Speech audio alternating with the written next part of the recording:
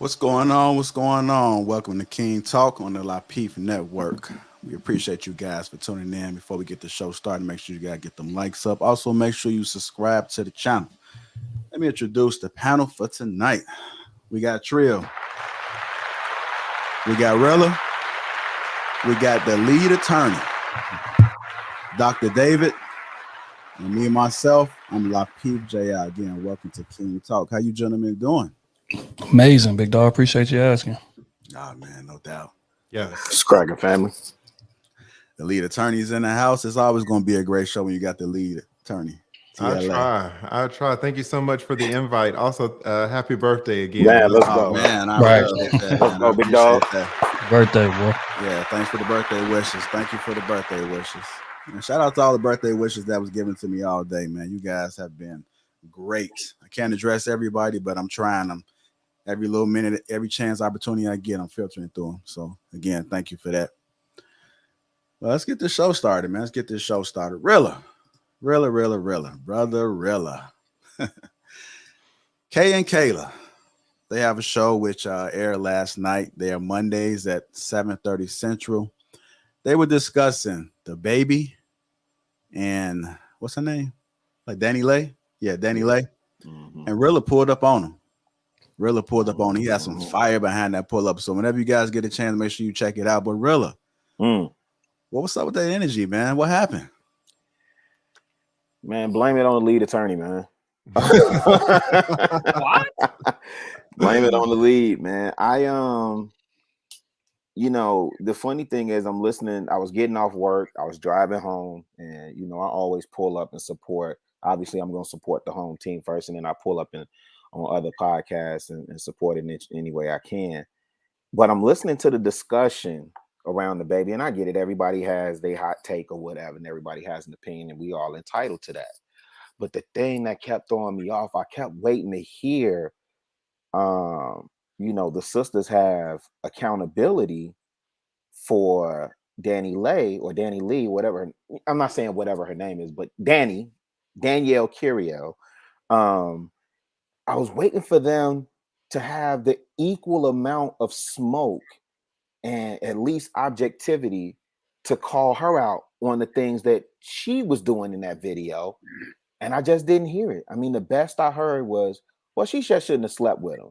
But him, my God, he embarrassed her and da da da da da. And it was like the more information, the more people that was coming up, the more things information that was being given. There was no budging on those positions. And y'all know, man, I've been JR, I've been rocking with you since February, bro.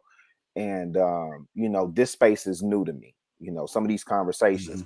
And so I remember coming up, I used to be real green, real naive.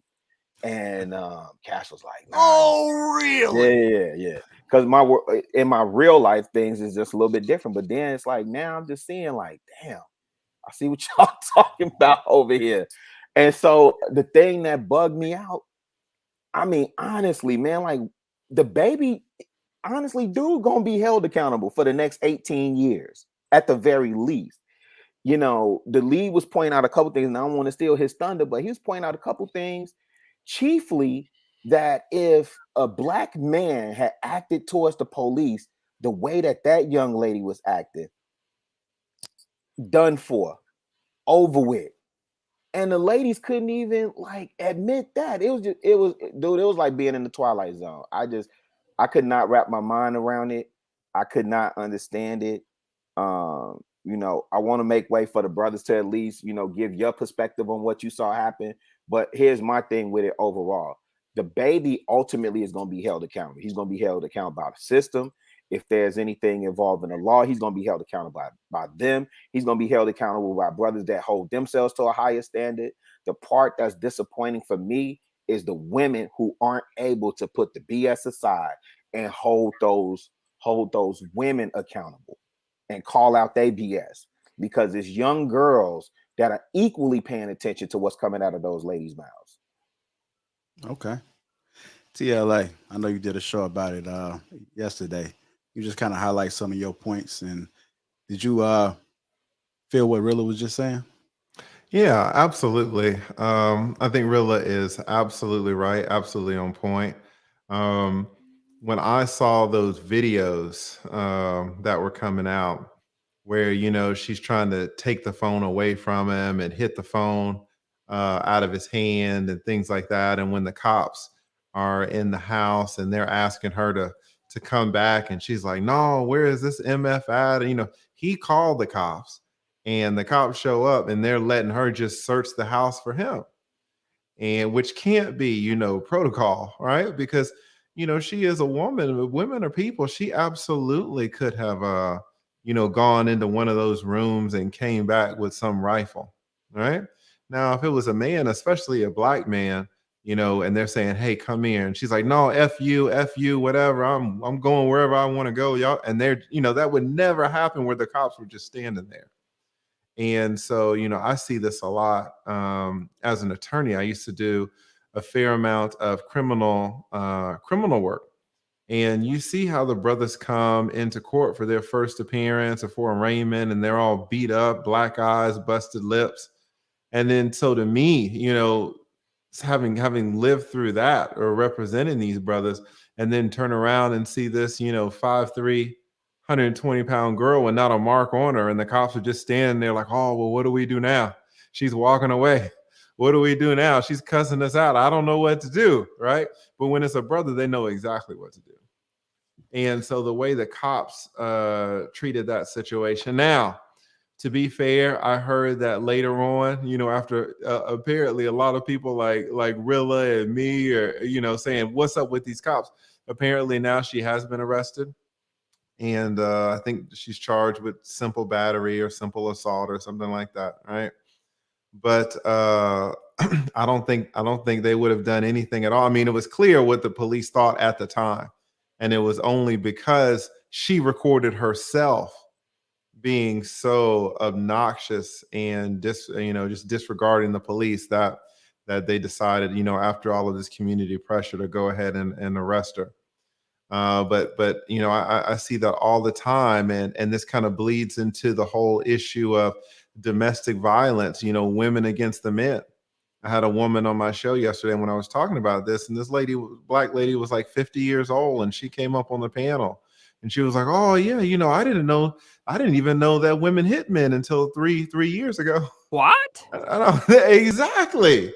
And I'm like, what are you talking about? All right. This has been an issue. Like, women hit men all of the time.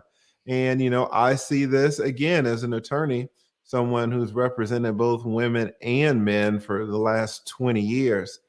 And also, I am a specialized domestic violence mediator. So when there's a divorce case or a domestic case that has domestic abuse, I am the one that they call to help mediate the case. And men suffer through domestic violence situations. I'm sure there's some man suffering every day of the year, somewhere, some man in this country, right? So it is an absolutely huge issue. And you see, how it was treated when, she's slapping the phone away or trying to knock the phone out of his hand. Be a man and knock the phone out of your girlfriend's hand and see where you're at in the morning, right? You're going to be in the holding tank. You're going to be in the holding cell. So, I know a lot of the people were, when they saw the videos, they were talking about, her being a side chick, and, they were talking about him and that, but it's the domestic violence issues and the way that she was ignoring the cops. Those are the things that I saw immediately. And I didn't see a lot of people, a lot of the YouTubers, I didn't see a lot of them talking about that when this hit. So even though it was late, I wasn't even going to really do this live stream that I did about this subject, but I did it just really late. And I think I was only on for an hour and a half, but I definitely wanted to give my take on it, my angle, coming from the profession that I have. And I thought it was crazy. The lead, I want to ask you something. Do you think that the charges are going to hold? You think anything's going to happen to her? Well, if it's a simple battery charge, that's a very, very light charge. And honestly, if you try to slap the phone out of somebody's hands a couple of times, it's not like you should go to jail for 30 days, right? What you're probably looking at is a fine, maybe a little probation until you pay the fine off. But it's going to be a, no pun intended, it's going to be a slap on the wrist. And it probably should be. But, you know, getting arrested and, you know, and having to strip down and be searched when you go in there and, you know, spend a few hours in a cell with people who don't smell too good. That's a good lesson. You know, I'm sure that that taught her something, hopefully. So, you know, the worst is probably over. She'll probably have to pay a fine, and that'll be about it. But hopefully, this serves to let other women know that, you know, you can't treat men like this, especially because a lot of times, you know, women will say, "Oh well, you know, I can't hurt him. I'm only 5'2". I'm only 5'3". If I slap him, you know, it's not going to hurt him." Not realizing that, you know, men are humans too, and if you just slap a man, he might have a knee jerk reaction. And now this is escalated, right? You put this man in a situation where, just being a human being, you hit him and he just, you know, and now, you know, his freedom is on the line. And so, you know, I think this is a good discussion piece where everybody just needs to keep their hands to themselves. And the government, police, judges, everyone needs to take this issue seriously when the violence is against men. Okay. Lead, I had a question for you too. Because one of the things that keeps coming up is, you know, when I'm seeing sisters discuss this matter, they're more or less talking style points, right? So they're saying, "Oh, 3 in the morning, how could he put his baby out?" Right? Like when he was asking for the young lady to leave his apartment. Like, so one of the counterpoints that I had was that, like, so his daughter couldn't stay with him through the morning, like he's Exactly. not the father. Then Exactly. well, then the other thing that I'm hearing, and I just want to get your take on it. And I know the other gentlemen want to chime in too, but um, the other thing was, why did he have to record it on Instagram Live? Why Instagram? I mean, he just embarrassed her and his family and so on and so forth. And I'm like, but you know, well, wait, you just wanted him to record it privately, and then anything could happen to the phone, or you know, anything could happen in between that time. At least on IG Live, even if he's willing to embarrass himself, his followers got to see it, her followers got to see it. You have some you know, arbitrary form of keeping the evidence in the clouds or something, but there's a record of it, regardless of whether it was on IG Live or just recorded straight to video on his phone. But I hear a lot of people arguing style points, like condemning him for going to IG Live and recording it. So what are your thoughts around that? Yeah, I think that was great. They're going to condemn him for, you know, for any little thing that they could find, right? And you're exactly right. You don't want it just to your phone because you don't know what'll happen. Now, I volunteer for the ACLU, especially when they have marches here in Atlanta, and you volunteer to be an observer. And they have a special app that records in real time what you're seeing. So if you see any police brutality or something like that, you can record that, and it is immediately recorded in real time through a live feed up to their servers. So even if the cops see you recording and they come and they take your phone and they smash your phone, there is still video there. So of course he doesn't have that app, right? But I think that's absolutely perfect, because if DaBaby, you know, stream something through IG Live, someone's going to have a record of it, right? So I thought that was absolutely fantastic. If the woman didn't want to be embarrassed, you know, it's not that he should have stopped streaming on IG Live. She should have acted like she had some sense. You know, if she didn't want to be embarrassed, she should have just went into the back room and or left, which would be the best thing. But if you don't want to leave, fine, go to the back room and be quiet. It's not your place. It's not your house. He obviously is not your husband. He's calling you a side chick himself. You're not even his, you know, you're not even his number one, right? Nope. So just sit down like you've got some sense. Go put a bra on and tend to your baby, right? There will be nothing for her to be embarrassed about if she acted like she had some sense. Yeah, I like that. David, let me get your take on this. Yeah, I mean, I think these are situations that, I mean, he's fortunate that he has the resources at his disposal and the attention to handle the situation in the way he does. But the vast majority of Black men across this country, that situation could have escalated in a completely different direction without a record of what happened being on IG Live, for instance. The story that she would have told could have been very different. And the assumption would be made by law enforcement that she's telling the truth, and he would be put on the defensive. So easily, um, men need to look at these situations and understand the dangers in these situations, and understand that they have very few allies. They don't have allies in law enforcement. They don't have allies among the female population unless they're their relatives. Everybody's just going to be, even when you've done nothing that observably incorrect, the burden of proof is actually going to be against you.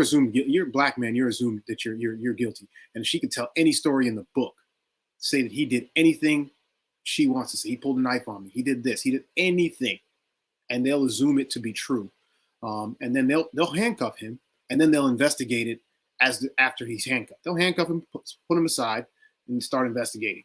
So he and I've seen this happen, all the time, in different places. So I strongly caution, men that I advise not to take these things very lightly. It's always best to de-escalate. If there's a chance that you could leave the situation. In his case, he called the police himself, and what transpired, and I think he's fortunate to have the resources that he is. But these types of things happen all the time, and men end up locked up after these situations for doing nothing, and that could easily have happened to him. And nobody will care. Nobody will care. Okay, Trill, what's your take about this? I think it's status quo. It's just not fair. Like it's no way to win for a man, like in a domestic situation. There's no way around it. Like if she gets out of pocket, gets loud, whatever the case may be, all you can really do is leave. You can try to engage, but that's not gonna go well. If she puts hands on you, you get ridiculed. You put hands on her, you get arrested. You get loud with her, then you're the aggressor. When the police come, she gets loud with you. You just got to take that to the chin. So it's just a situation where, which is why what I practice. None of that raising boy stuff, raise your hand at me is over with. Like it ain't no going back. It ain't no playing like that, because now you playing with my freedom. Police come here, I get booked. Now I got a record. I get let go from my job. I get, it's repercussions, especially with somebody like DaBaby who already got a checkered history. You know what I'm saying? So if the police get there, he done already shot multiple people and, assaulted others and did, whatever the case may be. He got a long track record. So all it would have took, for us to say, hey, he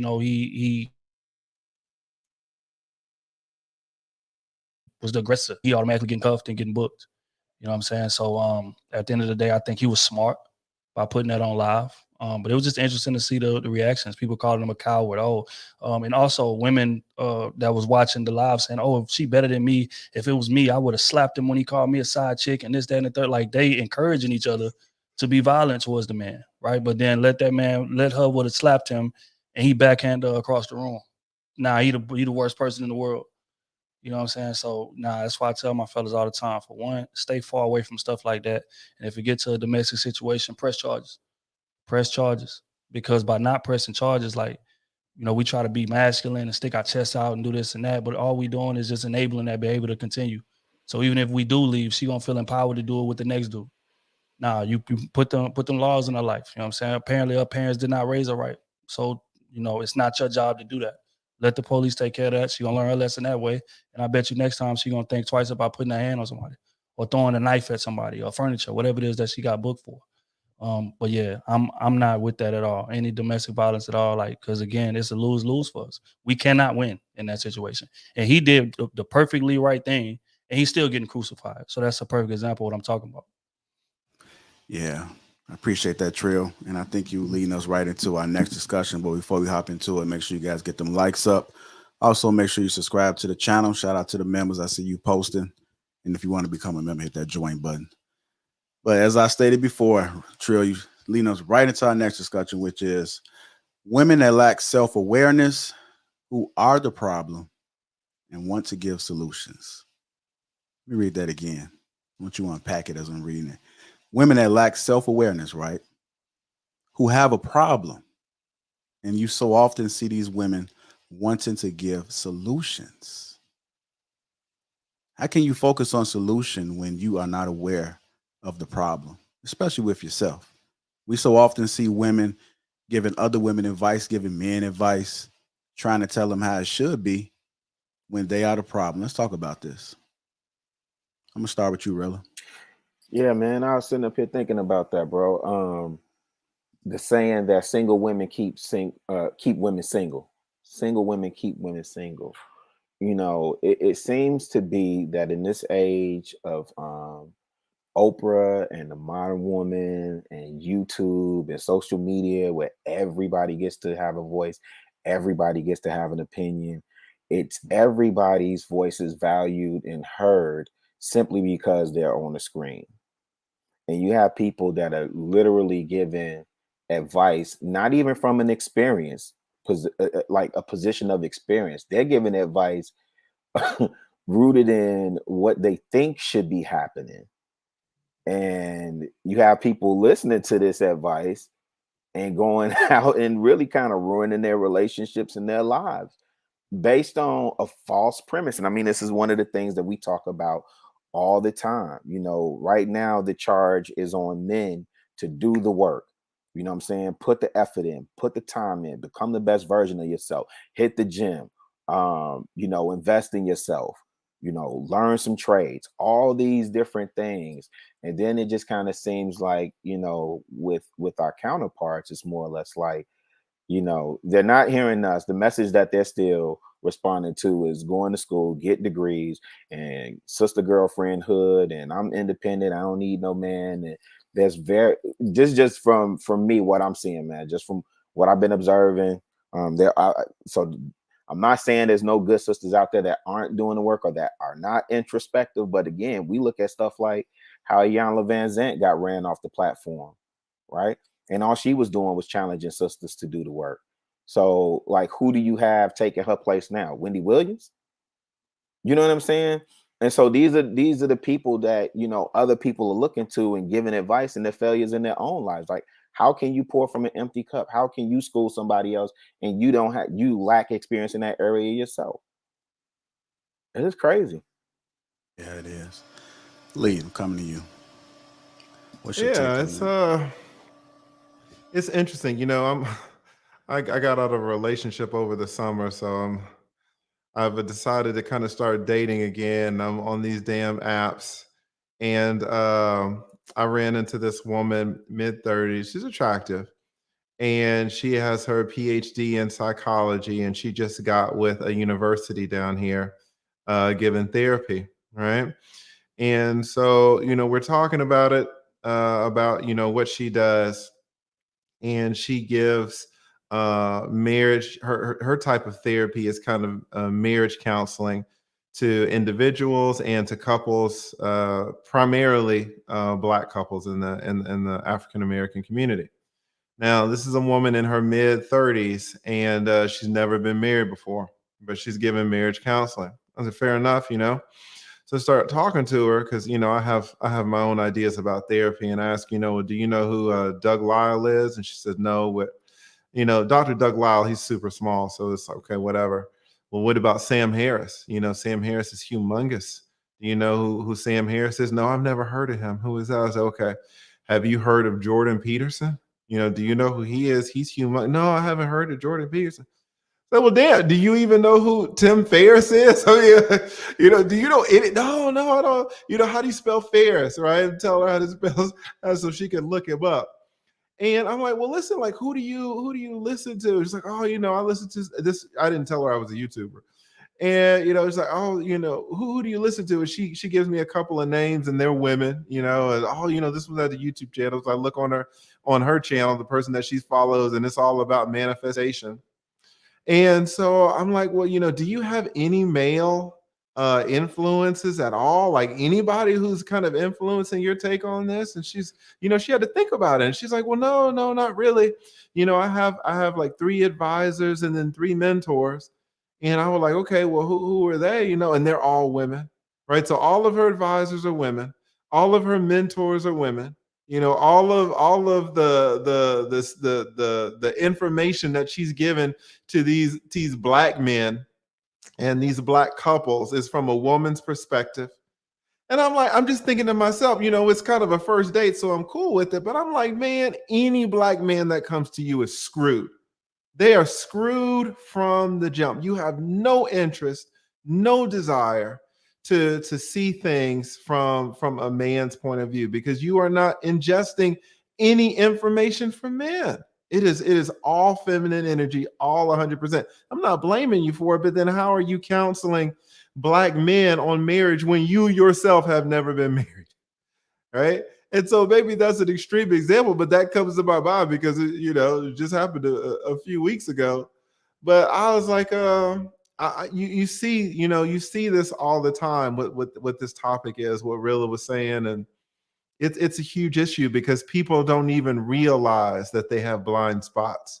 But people have these huge blind spots, and then they're giving advice directly about those blind spots when they don't have the information necessary to give a complete analysis, a complete breakdown themselves. Okay. Trill, women that lack self-awareness, who are the problem, and they are here giving solutions. What are your thoughts? I think they kind of oblivious to it because how can we expect them to hold themselves accountable when society don't hold women accountable for what they do? It's a situation where a lot of women will walk around here literally feel like everything they do is right. Literally. Like however the relationship, like let's get into the relationship situation. However the relationship ends, typically it's the man's fault, even if she cheated. Because if she cheated, it's like, okay, well, what did he do to make me cheat? If the man cheat, it's like, oh, he's terrible. He's a dog. There's no excuse for that. You should have talked to her. You should have just left. So, that's the example of what I mean. Like it's like we have a society that just coddles women. So they literally walk around feeling invincible. That's why that's why Danny Lee was so quick to try to put her hands on a man that done shot 3 people already. Because she feel like, okay, you got all these stacked against you. You're not gonna really do nothing to me. Or, whatever the case may be. Like, even if the laws get here, I can walk around here, I can cuss the laws out, I can push the laws, get off of me. No, I'm about to go do it. I'm about to go look around my house, get what I want to get, do what I want to do. And there's no consequences for that. Right. But again, just like y'all brought the example up earlier, if that was DaBaby, like, hell no, watch out, man. I'm about to go find her. Where is she at? Where is she going through? Bro, they would have booked him right there on the spot. Either got beat up, pistol whooped, batoned, all that. But there's a different set of rules in society. So when it comes to, in terms of them giving solutions, shit, they feel like experts. Ain't nobody man enough to tell them that they're wrong. Or typically, most men are not man enough to tell them that they're wrong. That's why when you have platforms like this or platforms like a Kevin Samuels or somebody like that who actually holds the mirror up and shows women like who they really are, who a lot of them really are, is so much outrage because they're just not used to getting held accountable. So, I think that's what the mindset is about it. As far as like, are they qualified to do it? Hell no, you're not qualified to give me no marriage advice if you ain't never been married, or if you got 3, 4, 5, 6 failed marriages. No, no. You can like kind of, you can tell me something, but I'm gonna take it with a grain of salt. It's like you don't have the foundation for that. Your relationships last 2, 3 years. I'm trying to be in it for 40 or 50. It's nothing you can tell me about 40 or 50. You can tell me about 2 or 3 years. But, stay in your lane. But, again, when you have a society that just entitles and empowers these women, they feel like they can. I was having a conversation with, I think it was you, Rilla, earlier about, I have talked to women that are upset and tired of hearing women wanting to cooperate, wanting to learn how to be a helpmate. Like they are sick of these women. They can't stand them. To them, that is wrong. I just don't get it. Dave, let me go to you. Women that lack self-awareness, who are the problem, and they want to give solutions. What is your take on it? Yeah, they call those women pick-me's. No, I think it's right. I mean, it's one of two things. The institution of marriage is one of the few things that was ordained by God. If you most religions, the institution of marriage is something that was defined and ordained by the sovereign God of that religion. So it is an utmost important institution. So there's one of two things. Either they don't view marriage as the life-altering institution that it is, and they think that it's a trivial thing and it's not important to them, or they do view marriage as an important thing, but they are completely unaware of how woefully inadequate they are to advise anyone. In order to become a practicing physician, you have to go to college, which takes 4 years. Then you have to go to medical school, which takes another 3 years. And you have to pass a board exam, which could take you up to a year.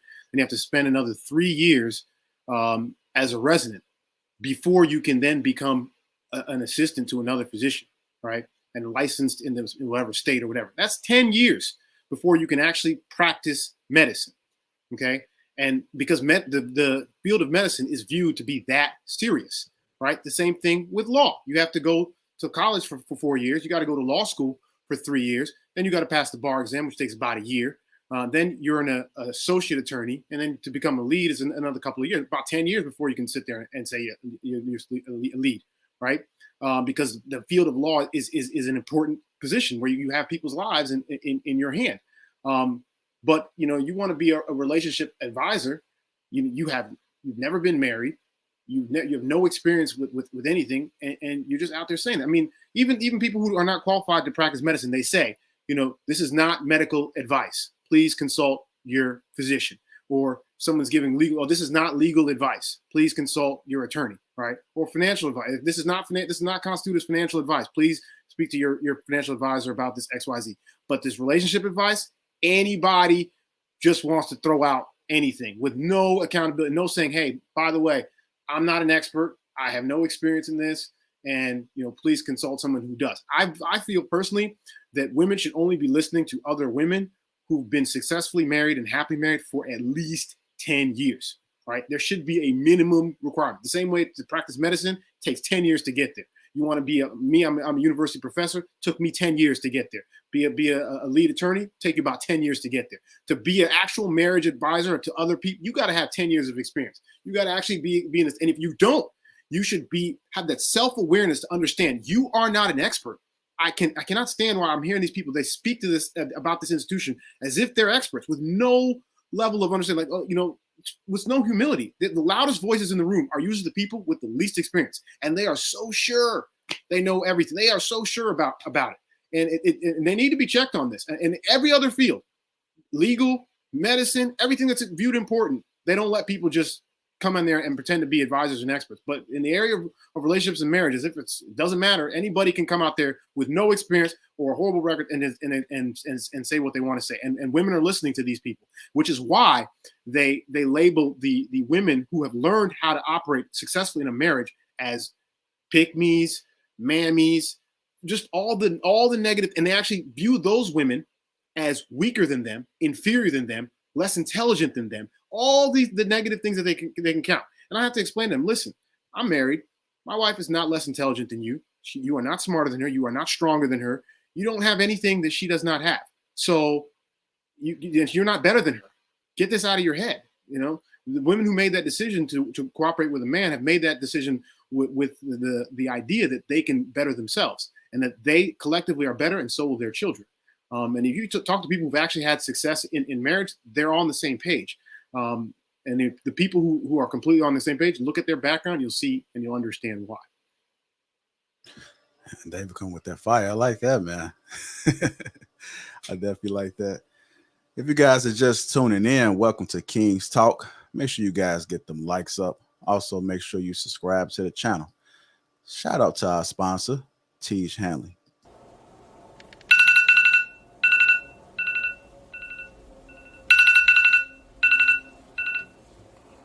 It's too early.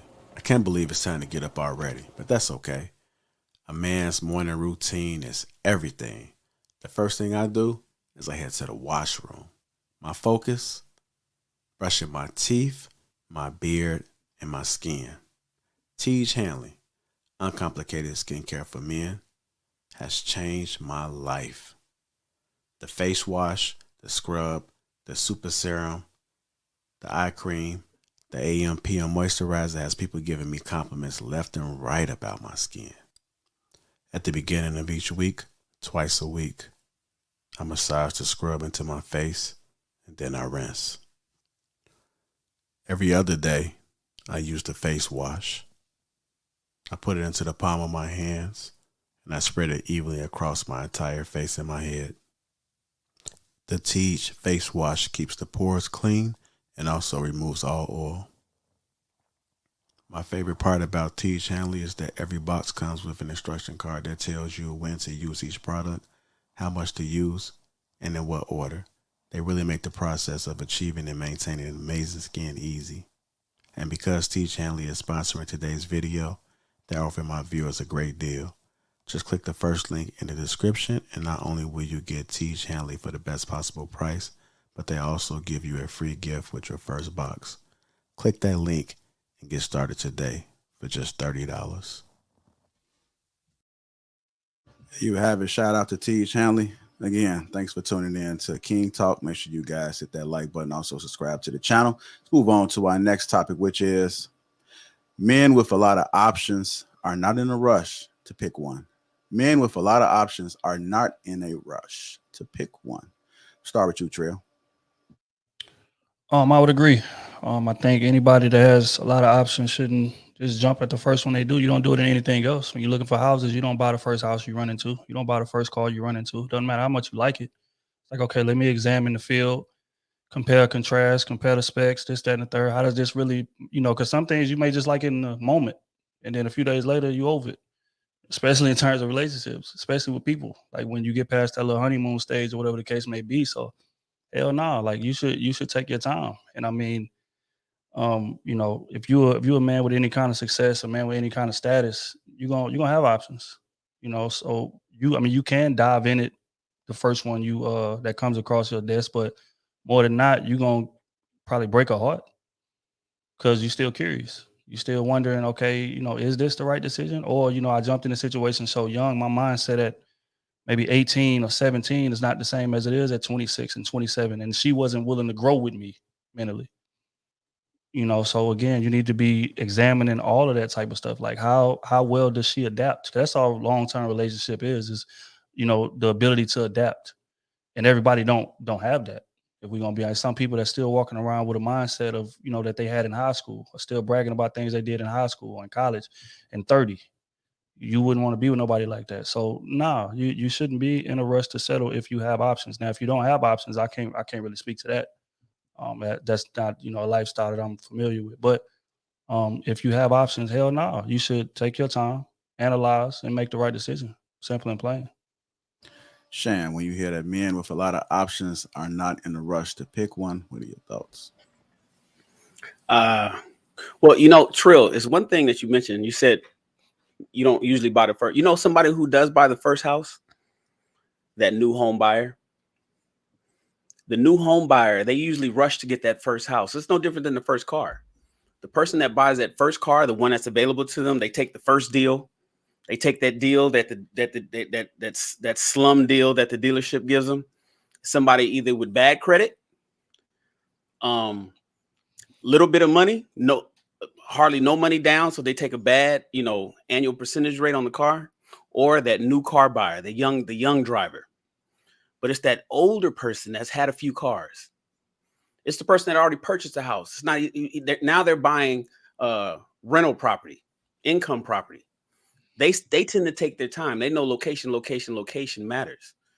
It's the same thing with dating and relationships, especially for men. One of the reasons why I tell young men in their 20s not to concentrate on dating is because, one, they're going to make bad choices like they would if they were buying their first car. I tell young men, relax, just chill. I don't want you to buy your first house simply because you were pre-approved for that particular house. You need to shop around a little bit. One, make sure you have everything in that particular house that you want. Make sure you have everything in that particular woman that you want. And that's the sweet thing about getting into your 30s and getting into your 40s. I'm 49 years old. I tell most men, like the lead attorney, he's 44. He's at the pinnacle of, he's at the top of the mountain right now at 44 years old. 45 years old, you're at the top of the mountain as a man in America. As a black man in America, I tell people all the time, when you get 45 years old, you'll be able to date the daughter, the mother, or the grandmother. Pick one. You can date the daughter, the grandmother, or the mother. Just pick one. And when you get those options, it's because you have that time behind you. You've dated before. You've had women before. You know what works for you. You know how you operate. You know what you require. And then because these people know that you're at the top of the mountain, they just come rushing. They come rushing at you, man. And you just pick up the litter. No different than when you shopping for a car. It's like, yo, I've driven enough. I've been in a few accidents. I scraped a few paint jobs up. I've had some blown engines, and now I know what what makes me comfortable when I drive. I need to make sure I get the right kind of car when I drive. I'm going to not just rush out because I got so many options and I got the money to pick the one that I want. It's no different than dating for older men. You can just pick the one that you want that works for you. You got the money, you got the resources, you got the wisdom and the knowledge to make sure you make the right choice. So yeah, I'm sorry, but men with a lot of options, there's no rush because they know that they can choose the daughter, the mother, or the grandmother. Hey, Shan, I'm gonna say this. I agree with everything you said, but I also want to add to this that if you're a man in your purpose in your early 20s, 30s, and so forth, you have a lot of options. And I still feel as though, and even if you wasn't a man on your purpose and you just had the swag, you just had the mouthpiece. So it was like you already had a lot of options. But once you started to become a little bit more successful, that just added to your resume. And so your level of options might have increased. So I ultimately believe that you can still have a lot of options at an earlier age. You just got to be on your purpose. And then when you do have a lot of options, women have to understand that you're going to have to compete to get that man's attention. The fact that he has so many options, you're not the one. You have to put that work in because he's not focused on you. He has options. He know that whenever he wants to take a break from work, he can enter any room, any space, and he's that man. He's that guy. So I think that it starts early. You know, for some people, it starts when they reach the level of success because not everybody was gifted to be able to have options at a younger age. I'm like Trill, I don't know what that feels like because I always had options. I've always had options, but the more that I focused on my purpose and I got into my bag, I did see a difference as far as the quality, like the level that I could really go. Your options didn't increase? Yeah. Oh, okay. Yeah. So yeah, it increases, but I'm just saying that, you know, for me, I'm one of them guys that just like don't know what it feels to be to not be able to get a chick. Optionless. Yeah, you know, it's just like, I mean, that's easy. It's always been easy. So I don't really know how that feels, but I do see guys that never had women when they was younger, but once they start focusing on their bag, then I start to see things change. So again, I agree with what you're saying, but I just wanted to emphasize that I do think the older you get, a lot of wisdom comes behind that. So you may be making some silly ass mistakes at an earlier age, but I do think that you can have a lot of options at a younger age. Well, see, therein lies the latter part of your question. See, with men with a lot of options are not in a rush to pick one. So, the qualifier here is, are you in a rush or are you not in a rush? So typically, if you hit all the marks that women want, if you're good looking, you got the right height and make a certain amount of money, you can do all of that in your 20s. But are you going to be making the right decision? Do you have the wisdom behind it? I think really hit it last week with the with the colors analogy, rushing down to when two bulls are sitting on top of a hill. So the thing is, even though you may have the options in your 20s, even though you have the select, you can have the pick of the litter. And if we're speaking in terms of women, all the women is coming after you, but do you have the discernment to make sure you pick the right one? And usually it requires some wisdom, a little bit of time in service before you say, okay, you know what? I'm not in a rush to pick one right now because I know better, because I know if I rush to grab one, I might grab the wrong one. When you're younger, you tend to not know that. And so that's why I was mentioning. So I'm not talking about men with options. I'm talking about men with options tend to not be in a rush to pick one. That's usually the older gentlemen who know better. Okay. Yeah, I get you. Right decision. You know what's wild about that though is that I think men, like even when we that young and we got all them options, we'll pick one. We just won't engage in a relationship with her. Because at the end of the day, like every man typically knows, like if I'm talking to 20 women at a time, it's one of those that stands out head and shoulders above everybody. But I know that to be with her, I got to turn all the rest of this off. I'm just not ready. to turn all the rest of this offset. So now I got to go about it, kind of slow play it or whatever the case may be until I'm feel like I'm in a space. I done test drove enough of these cars to be like, you know what? Okay, now I'm ready. And once I'm ready, I'm going to that one that I always knew from the door. It is because of the mindset, you know, and that was pretty close to what my story was. You know what I'm saying? Like I knew who I wanted to be with early when I was 17. But it was just about getting in the right space mentally and financially and, you know, just from a mature space. And once I did that, I went and married her. And we've been together ever since. You know what I'm saying? So I think men know who we want to be with typically. It's just a matter of getting to the point where we're ready to actually engage in it. Oh, yeah, I got you. Lead attorney, chime in on this. Men with a lot of options are not in a rush to pick one. What are your thoughts? Yeah, this is a tough one. I don't know. I think that we need to really define, we need to first look at the options, right? Because that's pretty broad. I might disagree with this actually. Because Come usually on. I know. I try to call it fair, guys. I know. Here's the thing. All right, everybody get ready to call Lee a simp, okay? Here's the thing. I do not think that the vast majority of men have a lot of good options. I think a lot of men have a lot of options. And if you just want to say options, okay, fine. There's a 7 over here. There's an 8 over there. There's 3 more 7s over here. All right.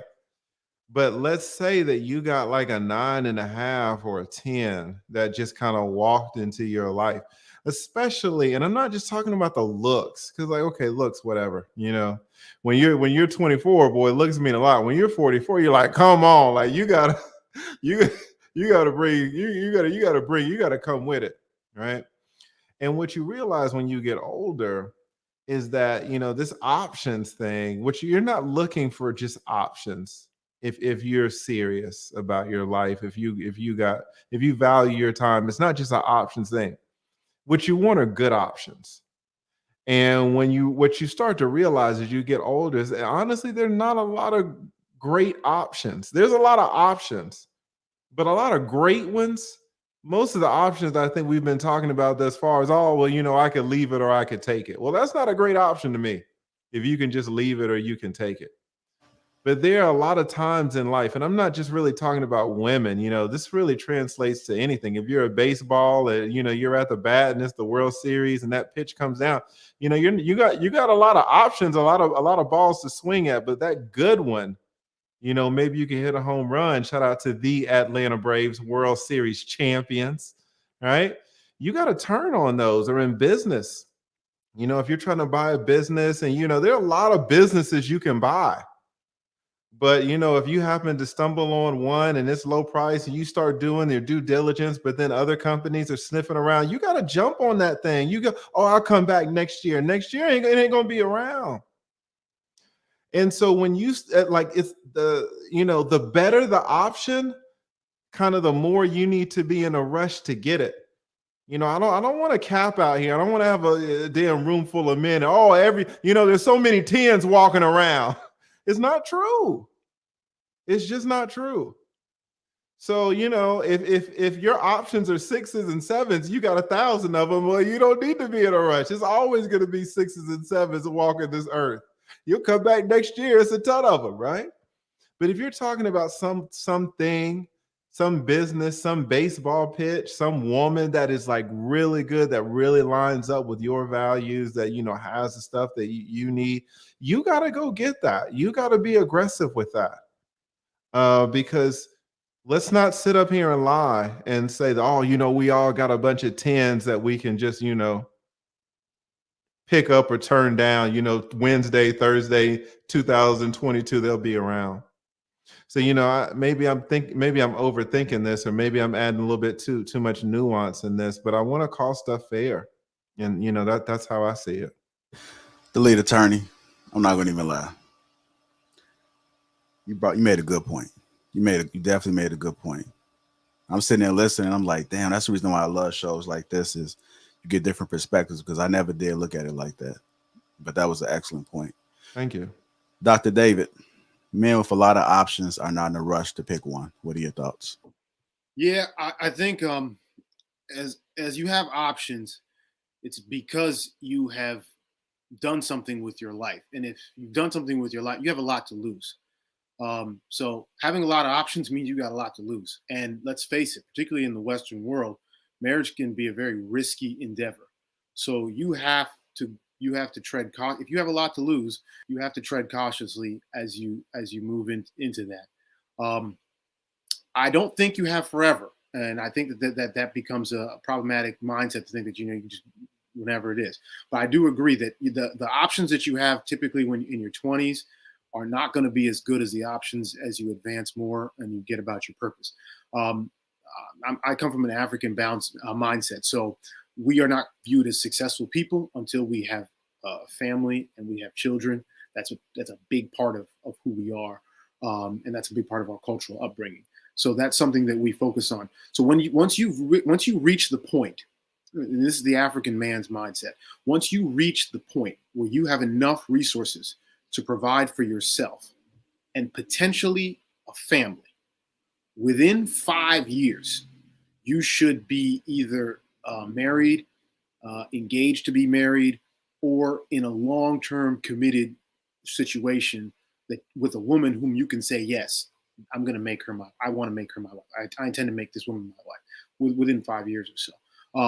But that's going to only occur when you've reached that point where you can, and that could be until you're 30. It could be in your 20s. It's for different people. It's going to be at different times. But you do have a lot to lose. If you have those options, trust and believe. You earn those options. Those options didn't come. Nobody handed those options to you. You earn those options, and you owe it to the people who helped you get to where you are to make that decision properly, because that decision is going to weigh a lot on your life and weigh a lot of the people who've been standing behind you from the beginning. So, you have to look at it very carefully and in my case prayerfully, and tread cautiously. So yeah, because you have a lot to lose, and then men should not trivialize it at all. Marriage in the Western world, you got a lot to lose, especially if you have options. So you cannot just play games or take it very, very lightly. Yeah, something that you have to tread very cautiously. However, you don't have forever to do that. And if you meet someone and God brings you someone who is just an indispensable asset to your life, that's someone who you lock in, because that person is part of your purpose and part of your destiny and your mission to maximizing your potential. I like that, David. Man, you guys give us some great perspectives. Rilla, men with a lot of options are not in a rush to pick one. I'm going to throw a quick curveball, because I think what everybody's honing in on, and I don't have much more to add, is that we're talking about the vetting process, because the one thing that we kind of left out was, Pookie and Ray Ray got options too. They got plenty of options too. They knocking down plenty of options, right? And they not in a rush to pick. We just saw that kind of play out the other day, right? On IG Live. I thought about my time in Atlanta, and I refer to it because it was a place where I became a man. There's a lot of brothers down there living a free agent lifestyle. A lot of successful brothers, a lot of well-to-do women. But those brothers, it's a lot of brothers that are just not in a rush. They're not in a rush. There's brothers in their late 40s, 50s, and they just cool with living that free agent lifestyle. And I contrast that against when I came back to the Midwest. I lived in Detroit for 2 years. I didn't see a lot of single dudes. I didn't see a lot of single dudes in Detroit when I lived there. It was a lot of dudes that was like coupled up, booed up, or married, and beginning their families, or whatever that looks like for them. And then when I came to Chicago, it was kind of like the same thing. And I'm not saying there's no single scene here, but I think about a lot of my classmates. I think about a lot of the people that I tend to run into, a lot of the friendships I've been able to establish over the few years that I've been back home. A a lot of people are coupled up. And so I look at this also from a geographic standpoint, right? Because whether that man has built himself up or not, the key in all of it is the quality of options that you have to pull from to get the woman to cooperate with the program for the vision that you cast for your family, you know, to achieve whatever purpose you're in and whatever goals you have in this earth. And so, you know, I agree that men with a lot of options aren't in a rush to pick one, but I would also emphasize the fact that, you know, especially for the young bloods that pay attention to us, man, you gotta vet. You gotta vet, man. You gotta vet. You gotta vet, man. Walk down that hill. Do not run. You know what I'm saying? Walk down that hill, vet carefully, and pick the right option for you. I like that, real. Man, that was a great topic. Great topic. If you guys just tuning in, welcome to Lapeef. Well, I'm sorry. Welcome to King Talk. Welcome to King Talk on the Lapeef Network. I see you, Shan, over there. Go ahead and bust up laughing, man. It's all right. Again, make sure you guys hit that like button. Also, subscribe to the channel. Moving on to our next topic, which is the law of attraction. The law of attraction. According to the law of attraction, your thoughts have the power to manifest in your life. And the reason I thought this was a good topic because we always focus on men being in their purpose, but I think a lot of men need to understand how the law of attraction works when it comes to everything else. And one of the things that I wanted to emphasize is dress, smell, presentation. Those are some of the things that I think that a lot of us don't take seriously. I've been going to the store now looking at sweaters and looking at making sure my pants is a little bit more fitted, nice pair of shoes, more casual. I recently upgraded some of my smell goods, but I think it's very important. And even the gym, making sure you guys are fit. I think presentation goes a long way. And the reason what I often tell people is there's not too many people that are actually fit. If you look at everybody, everybody's out of shape. Everybody's not fit. So when you in fit and you step into a room, no matter what room you in, it says a lot. Believe it or not, when you walk in with your head up high, it says a lot because most people walk with their head down. Most people don't even do eye contact. So when it comes to dating women and every aspect of your life, the law of attraction is something that I think that is real key. Let's talk about that. Start with you, Shan, the law of attraction. Let's talk. You know what's funny? No, you know what's funny? The law of attraction. That's the title on how we feel about the law of attraction. I didn't have to get up because sitting right here at my desk is my favorite book, Think and Grow Rich. You know, shameless plug. I'm reading this book on my channel tomorrow morning. We started on chapter 1 yesterday, and we're doing all 15 chapters over the course of the month. So tomorrow I'm reading this book. That's why I'm sitting here next to my computer station. This book is all about the law of attraction. It's Think and Grow Rich. You know, and we're on chapter 2 is tomorrow is desire. And it gets into transmutation, and it talks about sex, and it talks about all these things that's necessary if you want to be rich. This book particularly has made the most millionaires in the world, from what I understand. It was written in 1925, abridged, released in 1938 by Napoleon Hill, commissioned by Andrew Carnegie, as he talked to Henry Ford and a whole bunch of other super rich multi-billionaires of the day. Law of attraction is super important. You mentioned the gym. For me, I wouldn't date a woman that doesn't work out. I'm in the gym 6 days a week. I've been in the gym 6 days a week for the last 10 years.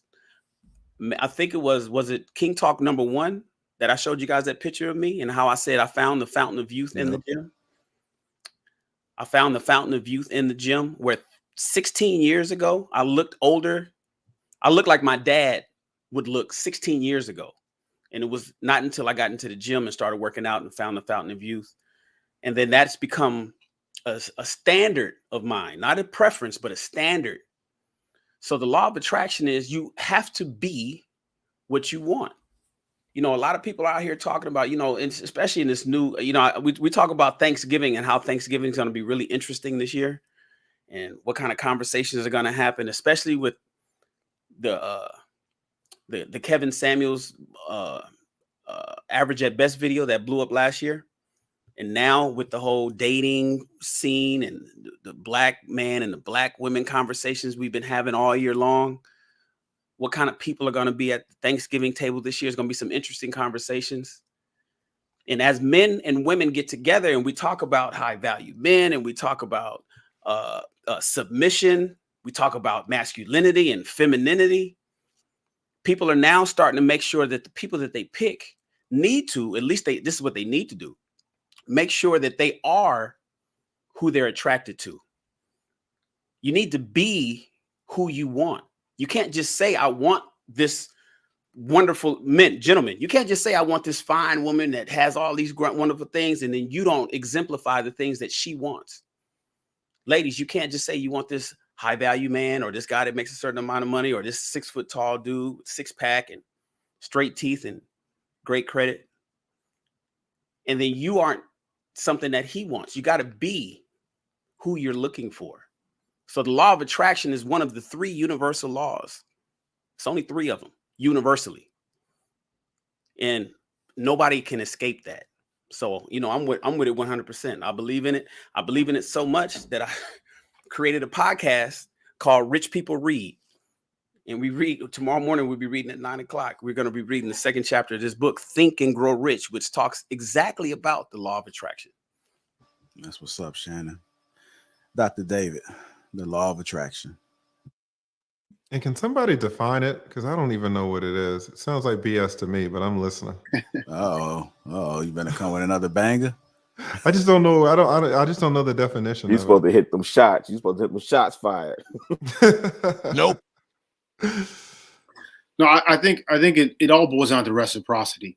You know, if you want something, you have to compliment. You have to match. I think men understand this more so than women. I think just because coming up, we're hit hard with, you know, if you're not meeting the standard one way or another, that you get told straight up, no. And then as you kind of gauge yourself and figure out kind of where your place is and where your purpose is and how you can stand on your square and offer a value proposition to someone in the area of attraction, then you know what you are, and you know yourself, you know what you're worth, you know what you have to offer, and then you can make that case. So if you're not coming with the proper value, then you can't expect it to be successful in that. So as a man, you got to increase your attractiveness in the ways that is relevant. I think Jim is being healthy is key. I think being successful is key. I think being able to offer a vision for not just yourself and your future, but also a vision that could incorporate someone in there, and you could grow together.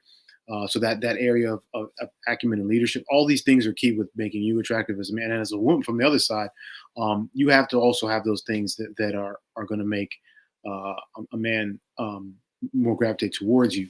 And I think universally, we as men understand what makes us attractive to women. For some reason, they don't understand what makes them attractive to us. And in fact, some of the more attractive women are demonized for this. And you mentioned this earlier, JR, where, you know, they try to mock these women for trying to be cooperative with men. That is one thing that is very attractive. You're more likely to be attracted to a person who has options if you can find a way to be a cooperative partner to them, as opposed to combative, competitive, you know, and in ways in which is irreconcilable, and also kind of slows people down and just drags them down and takes them off course of where they want to be. So the things that make women very attractive, unfortunately, we have this whole counterculture that's trying to socialize women into thinking that those things make them weak, those things make them vulnerable, those things are because they're naive, and all these other fill in the blank of the negative things. So I think men still understand what makes us attractive in general. It's just the disconnect is, I think, on the women's side, as to where they have lost sight of what men find attractive in them, and as a result, you're seeing marriage rates, become something that people don't even want to engage in anymore, because they're having a lot of trouble finding someone who meets those qualities. Gotcha. Yeah. You got an understanding of it, lead attorney? No, I was listening to David. He's like, men know what know what makes attractive. Men know what women want, but women don't know what men want. How is that the law of attraction? Well, I can read the Wikipedia if that would help you. Okay. If you want that. So it's based on the belief that positive or negative thoughts bring positive or negative experience into a person's life. The belief is based on ideas that people and their thoughts are made from pure energy, and that a process of like energy attracting like energy exists, through which a person can improve their health, wealth, and personal relationships. Got it? And I think, so just be a positive person. No, I think the key factors in the law of attraction too is that the unintentional version of it is called karma.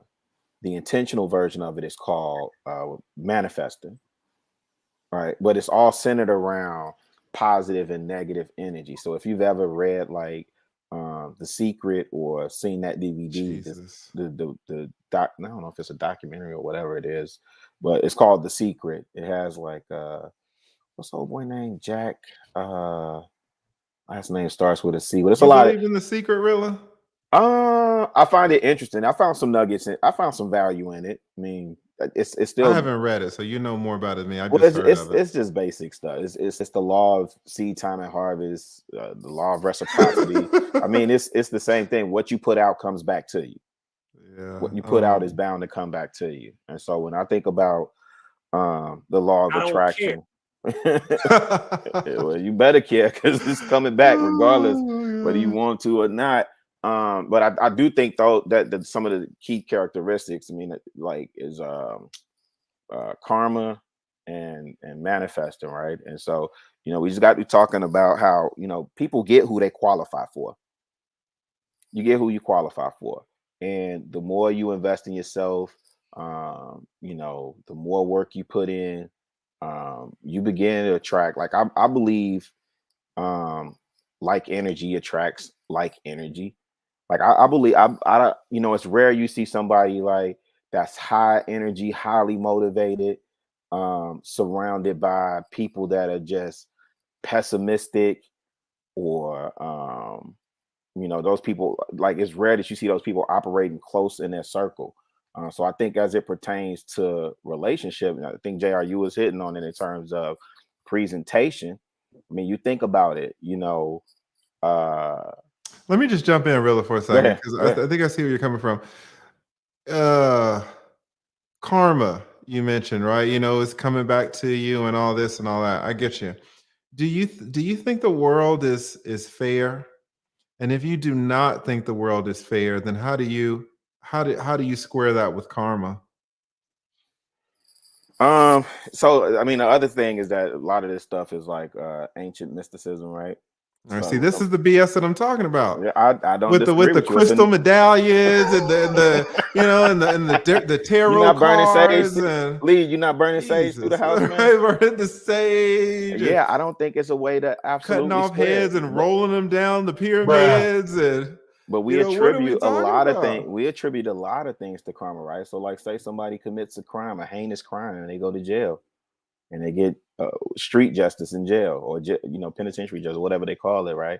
We attribute that to karma a lot of times. So I don't think it's an exact thing where it's spot on all the time, and it doesn't always manifest exactly in the way that you gave it out, right? But it comes back, and we attribute a lot of things to karma. Okay, because people tend to say, especially people tend to say just generally that there's no fairness in the world. You can't count on things being fair. But if karma is so great, and it seems like if you put out good, you get back good. That sounds fair to me. You put out bad, you get back bad. That sounds fair to me. Where's the unfairness Yeah, I if feel there's you on that. if there's karma and law of attraction and all this? I don't understand where the unfairness comes in at. Yeah, I just don't know what we're talking about. yeah. I It mean, just I think looks for like me, like mumbo I said, jumbo to me. I don't think it's in it. I don't think it's an exact science too, because I think it's like even when we get to having like conversations around religious beliefs, right? It's one of those things where you know, people who say, well, you can't prove the existence of a God, or I can't prove I can't disprove the existence of God. So I think it kind of plays into that. But I do believe in what Shan was saying in terms of universal law. And to be honest, I do think I think the law of attraction is one of them. Yeah, So if we want for to talk me, about universal law, if we want to talk about Christianity or Islam, I get it. You know, now I don't involve myself in these conversations. If you want to believe in Islam or Christianity or the law, you know, I get it. I don't know. I don't have much to say about it. I'm just trying to figure out what the hell we're talking about, well, because it sounds pretty ethereal to me, like so Lee, Christianity or Islam. do you believe Lee, that do you believe in the poverty mindset? Do you believe that somebody who is conditioned to be impoverished will end up being impoverished because that's all they're being conditioned to be? Yes. Okay. So do you believe that somebody who believes in success and all they ever saw was success from childhood and all they ever seen it is probably destined to be more successful in their life? On average, yes. Got it. Right. Because it's, you know, it's environment matters, right? And so like the law of attraction, it dictates whatever you can imagine and held in your mind's eye is achievable. And so like I found this part in the book that I read yesterday morning, right? I'm gonna just read this to you real quick. One of the main weaknesses of mankind is the average man's familiarity with the word impossible. Just the humankind's word with impossible. Men know all the rules of which won't work. Men know all the rules which will not work. He knows all the things which he cannot do and cannot be done. Right? This particular book was written for those who seek the rules, who have made others successful, and are willing to take everything on those rules. Failure comes to those who indifferently allow themselves to become failure conscious. The object of this particular book and all who seek it is the art of changing their minds from failure conscious to success conscious. Another weakness found altogether in too many people. So the law of attraction isn't something that you can touch. It's not something that we can feel. It's not something I can put in my pocket or I can go grab and buy at the store. It's all about a mentality. And so if you believe that you are a positive person, if you believe that you're going to do well in life and you really believe that in your heart of hearts, you can transmute that into actual physical wealth. If you believe that you ain't shit, you probably ain't going to be shit. And what happens is people who believe that they ain't shit tend to attract more people who ain't shit. If you hang around 9 millionaires, Lee, you already know who's going to be number 10. If you hang around 9 gangbangers, guess who's going to be out there doing drive-bys? I remember when I was living in Hawthorne and here in LA, I had told the story. I had bought this Lexus years ago, and it was a brand new car, and I had just made a bunch of money selling some computers to Africa. I had sent them to Ghana. This is in 1999. And when this homeless dude tried to clean my car, it was brand new. It blew my, I hated it. The next month I moved to Beverly Hills. I didn't know how I was going to pay the rent. I had no idea how I was going to pay the rent in the apartment that I got in Beverly Hills in 1999.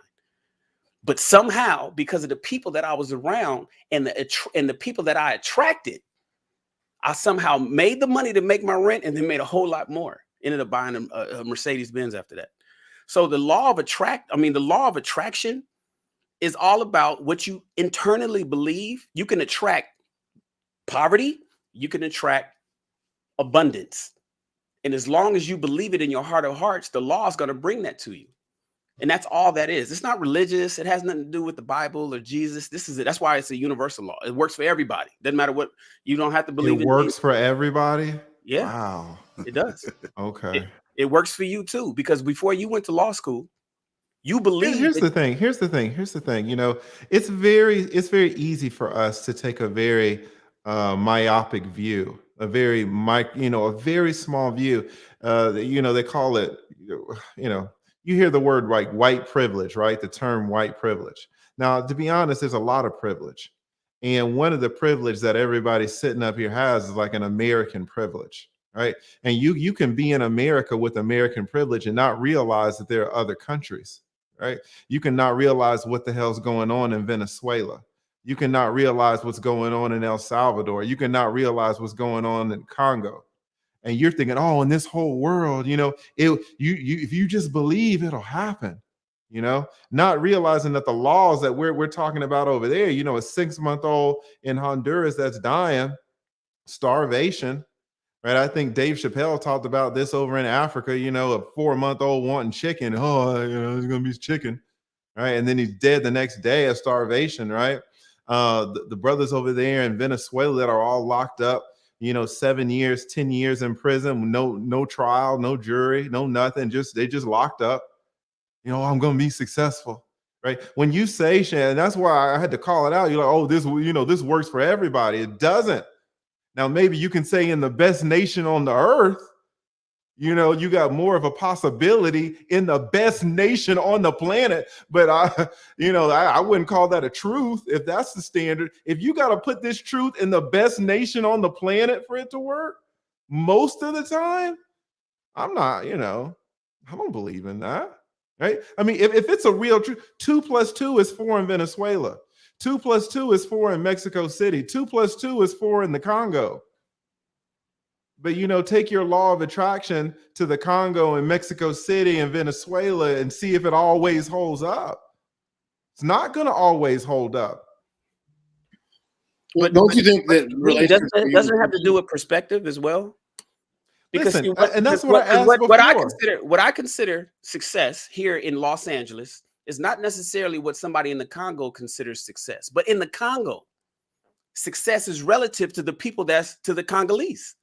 It's relative to the people that live there. So exactly, don't you think he may not see fancy houses and cars and central AC and clean running water as success? But whatever he sees in the Congo as success versus somebody who also is in the Congo as failure, they could still believe that whatever they're thinking is going to give them that successful mindset.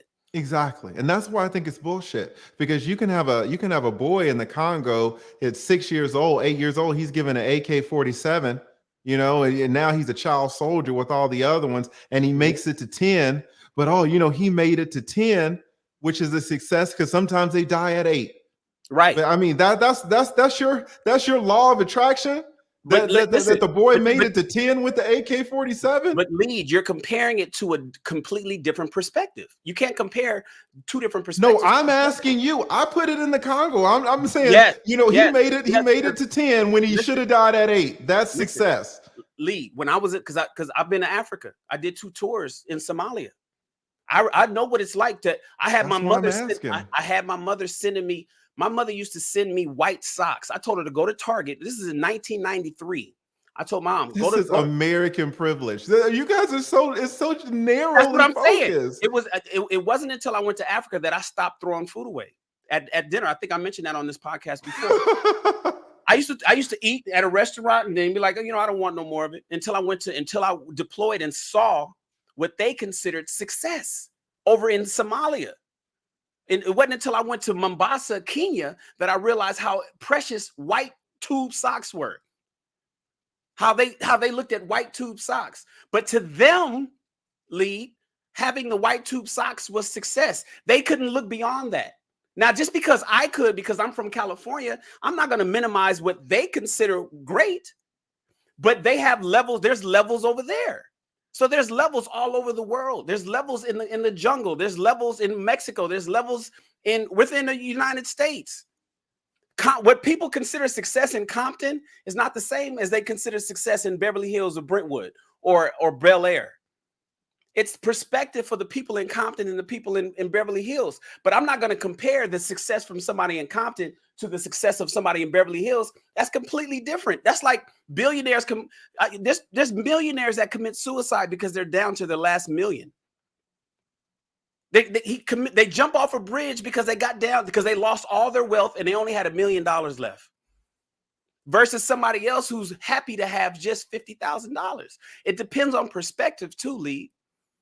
So while you are saying, man, these people over the country who are in these third world countries are doing bad compared to us in America, doesn't necessarily mean they're doing bad in terms of what they see.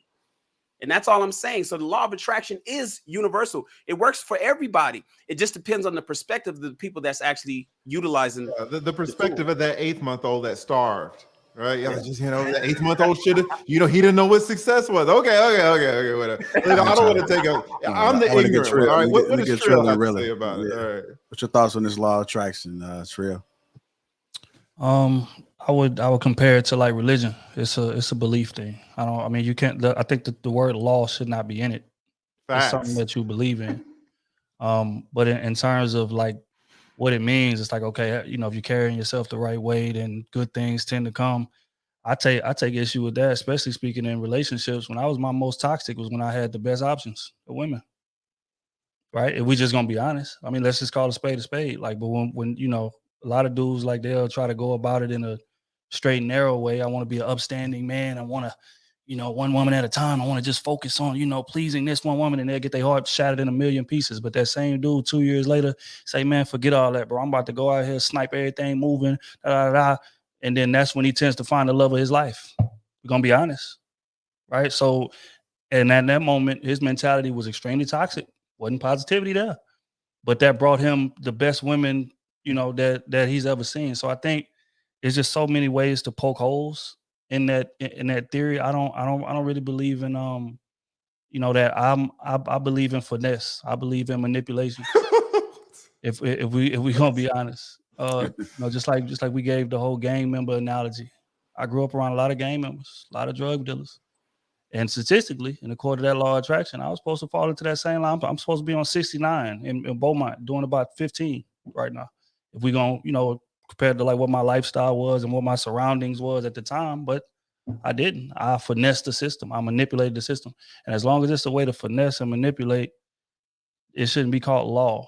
It should be something that I can, hope for or wish. But as far as like something that's concrete, I don't, that just sends the wrong message, in my opinion. There's so many ways to poke holes in it. Okay. Chicago Rilla. The law of attraction. You've been listening to everything that's been going on. What are your thoughts about it? Yeah, I didn't have much more to add. I kind of spoke on it earlier. I know Lee came in. Oh yeah, you did speak on that. Yeah, I know Lee came in and blew the hole. Yeah. Here's the thing. If the law of attraction is listen, just be positive and work hard, and you have a much better probability of success, I'm all for it. Yeah, it's power positive thinking. That's why I look at it. And even in the most obscure situation, go to the village, right? Ask all the ladies, who's the guy? Who's the guy that y'all looking at there? He's got that positive vibe about him, right? And he's successful in that village. No, he could absolutely. This is what Trill was saying. He could absolutely have a negative vibe.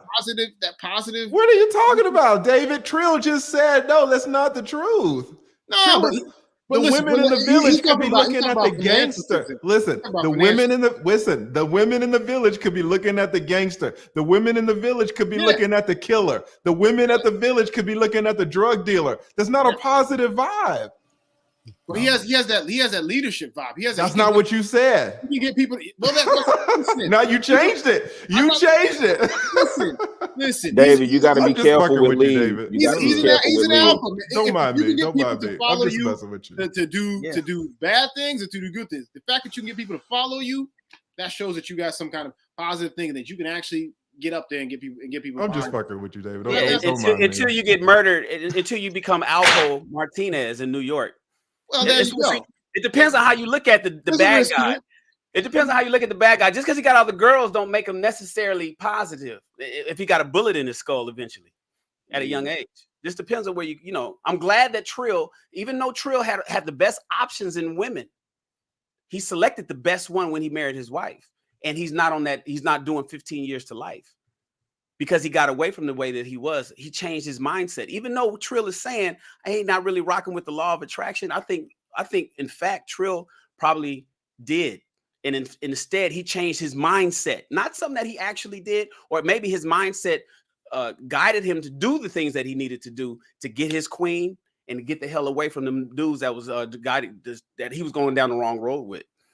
But you know, it just depends on how you look at it. You can be the bad boy with all the girls and have a bullet in your head while you're sitting in your truck at a red light.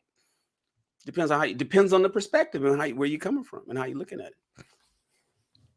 It's a great discussion, gentlemen. You guys Lee just said, I don't like tuning that in. shit. I don't like that shit. I don't like that shit. You don't remember the movie.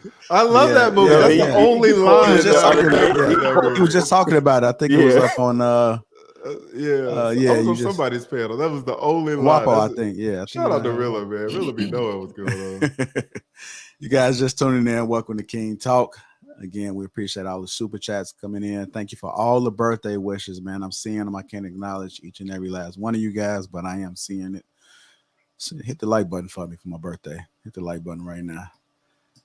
Moving on to our next topic, which is about Kevin Samuels. Last night, Kevin Samuels had this message. He said, mothers that dominate, well, he said there's two types of mothers.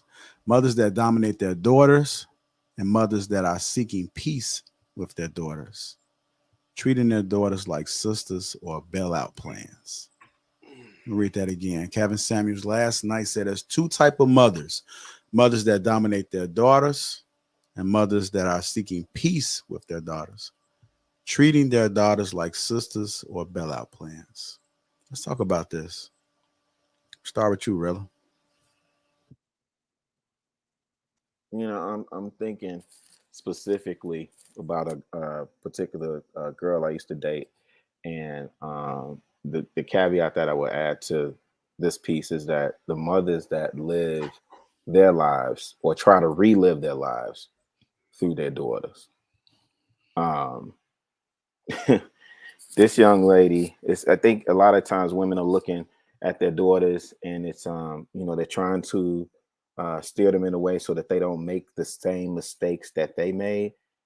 And you end up doing more damage because you like this woman that I'm thinking about in particular, mother just kind of placated to her. She got away with a lot, which is why I was able to get in the house so much. And it was almost like she was reliving her childhood, her teenage years through her daughter. And I think that's one of the reasons why you have a lot of women who are not necessarily making the best choices when it comes to who they share their body with, who they decide to get in relationships with, and even down to the way how they present and conduct themselves in public. Man. It's crazy. I'm not sure. I didn't catch the broadcast, so I'm not sure what he meant by the bailout plan. But I mean, we see a lot of instances where the mothers are treating their daughters like sisters. Wasn't it a mother and daughter who was on some show and they were talking about how they share everything with each other, including like the different men that they sleep with, and they get the daughter waxes the mother, or the mother waxes the daughter, or something, or the daughter waxes the mother, or something.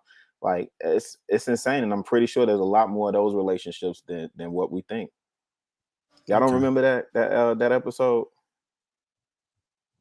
No, it was a big topic for a while, but go ahead. All right. Shannon, mothers that dominate their daughters. Two types of mothers. Mothers that dominate their daughters and mothers that are seeking peace with their daughters, treating their daughters like sisters or bailout plans. What are your thoughts? I'm not really sure what that means, but I'm wondering if it has anything to do with women living vicariously through their children, their daughters specifically, because maybe they missed opportunities. Is that what it is?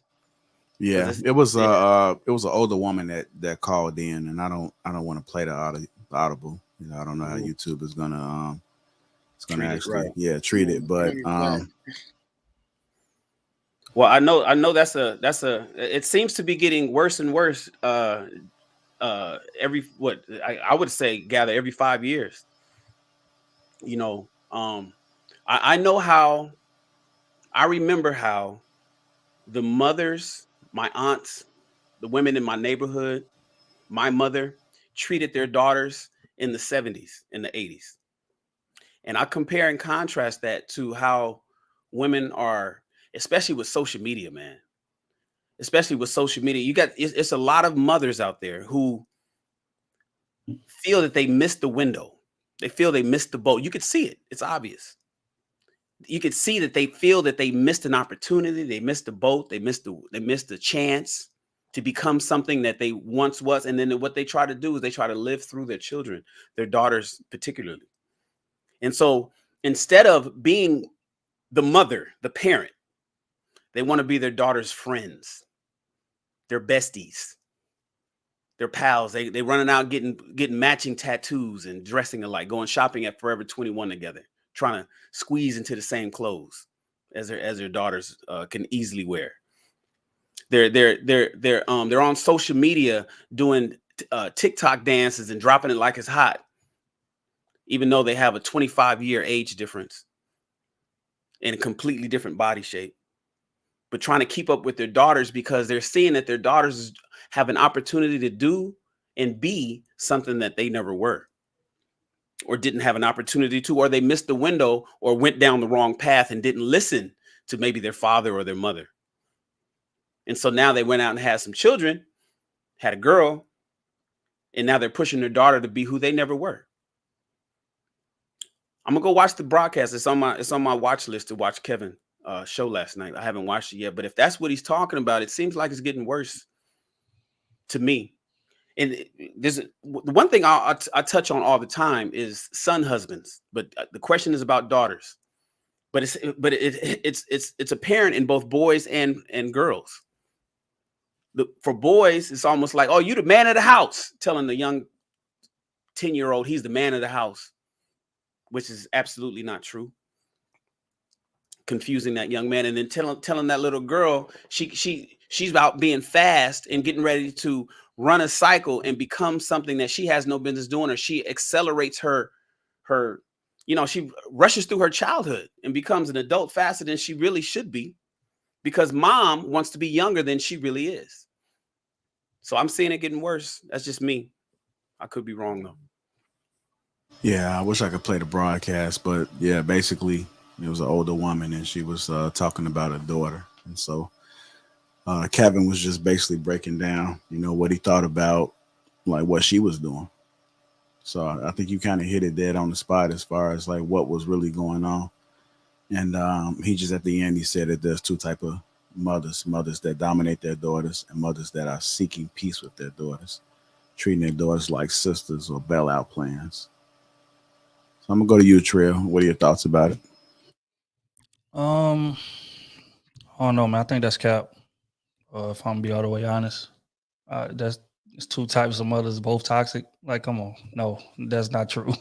There's a lot of room in between. There are mothers out here that actually lead healthily, and that don't necessarily try to be their daughter's friends. I want to say this. Right after that, because I think that he was looking for like a solution. So he's not saying that that's every mother, but he was just saying that there are two type of mothers, and then like he wants to speak to the mothers that are actually mothering their kids like the correct way.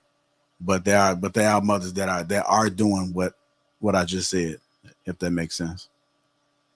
Oh, okay. Well, in that case, sure. I mean, it's toxic parents everywhere. I mean, I'm not sure. I guess I don't really see like the significance of it. Like, if it doesn't, it's not really a bar, nothing like that. I guess they said, oh, it's toxic parents. It's two types of toxic parents. Way more than two types of toxic parents. But as far as like, do I see that majority of the time? I don't agree. I don't agree with that. I know a lot of mothers, and they don't fit either one of them categories. If I'm gonna be honest, the women around me, the OGs that raised me, my aunties, and they wasn't necessarily like dominant or be your daughter's friend. That wasn't most of the case. I think they'll try to like keep them from making the mistakes that they made, but they wouldn't necessarily dominate them. They would like be a bit more harsh on them than the sons, for damn sure. In terms of, which is why women tend to clash so much, but it's a situation where, women, if we're gonna be honest, mothers in general, they coddle their sons and they actually raise their daughters. That's how I like to look at it. That's how I feel like most mothers do. Now, all the toxic mothers who do what Kevin is talking about, sure, but I don't feel like that's the majority. So I don't know. Maybe I guess I got to get a little more context on it, but just based on how it's explained to me, it just sounded a bit extreme, in my opinion. Yeah, I didn't want to play it. Dr. David, mothers that dominate their daughters and mothers that are seeking peace with their daughters. Yeah, treating their when you daughters. mentioned this, I actually played it a little bit. I know exactly what he's talking about. He's talking about these single. Okay, when the saying goes, the single women keep women single, and single mothers keep their daughters single. And this is what he's talking about: how some of these single moms are acting in ways that are keeping their daughters single. So in one part, a lot of these women, and some of them that had kids early, they have aged out of their prime. And the same way, we've seen this going up. You see these ugly girls in the club, and then they always try to latch on to their really pretty friend so that they can get through the line, get into the VIP, get into places that they're not supposed to be, just because they're friends with the really pretty girl that everybody wants in the VIP or everybody wants for free. So they kind of latch on to the less attractive girl will latch onto their really attractive friend to get into the places. You see this, okay? You guys know exactly what I'm talking about. So the mom is the less attractive girl now.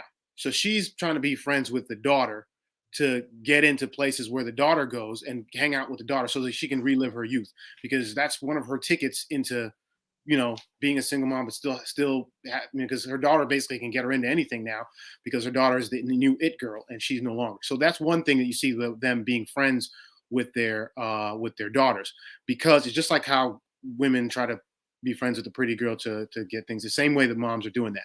And that's a toxic thing, and that's where they try to be friends with their daughters. The other thing that the single moms do is they keep their daughters single, and they try to interject themselves in the relationships that their daughters have. And since they are not very good in picking men, because they had failed relationships themselves, they kind of push that bad decision making on their daughters, and they look at their daughter having a very stable relationship with a solid man as a threat to them, because that man will then take them away from her, and she will then be attached to that man and instead of to her. And therefore, if she allows her daughter to kind of become the wife of a man and have her own family and have her own thing, then she'll kind of just be this aftershock in the background and won't be a priority to her daughter anymore. So there's a lot of times where they'll try to advise their daughters and push the men that are interested in their daughter away, and that's the dominating type of single mom that's keeping her daughter single. So you run into a lot of women who, for some reason, their mom is people will say this and they know this experiences where their mom is very active in their relationship lives and personal lives, and it's not helping them in identifying a partner of value, a life partner of value, and people who for no explanation are still saying they're successful in other things, as Trilla mentioned. They're successful in professional life, but in the personal area, they're not doing very well. And one of the core reasons of that is the bad advice and the bad influence that their single mom, who has had horrible relationship history, is pushing on them, either to be their friend and to be the little plus one to their daughter, or to push away any potential male suitor from taking their daughter away from them and out of their clutches and out of their sphere of influence, and more so on the influence of a man. So a lot of people who have single moms or who have dated someone with a single mom can attest to the other thing too. And I think that's what he's going to. I don't think he's done the broadcast. I didn't see it, but Yeah. I think that's what he's going to talk about. Those two scenarios, which happens a lot. I'm telling you, especially in our community, that those two things are just rampant.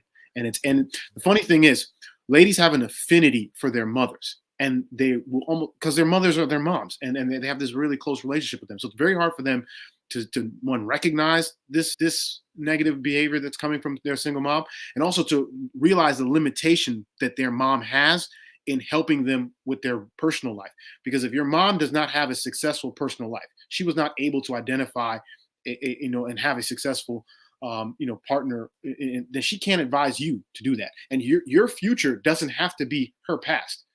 So, but you have to make a clear break from her and seek counsel from people who've actually succeeded and have counsel for you. And it's not going to be from your mom. And it's a very hard thing to tell them.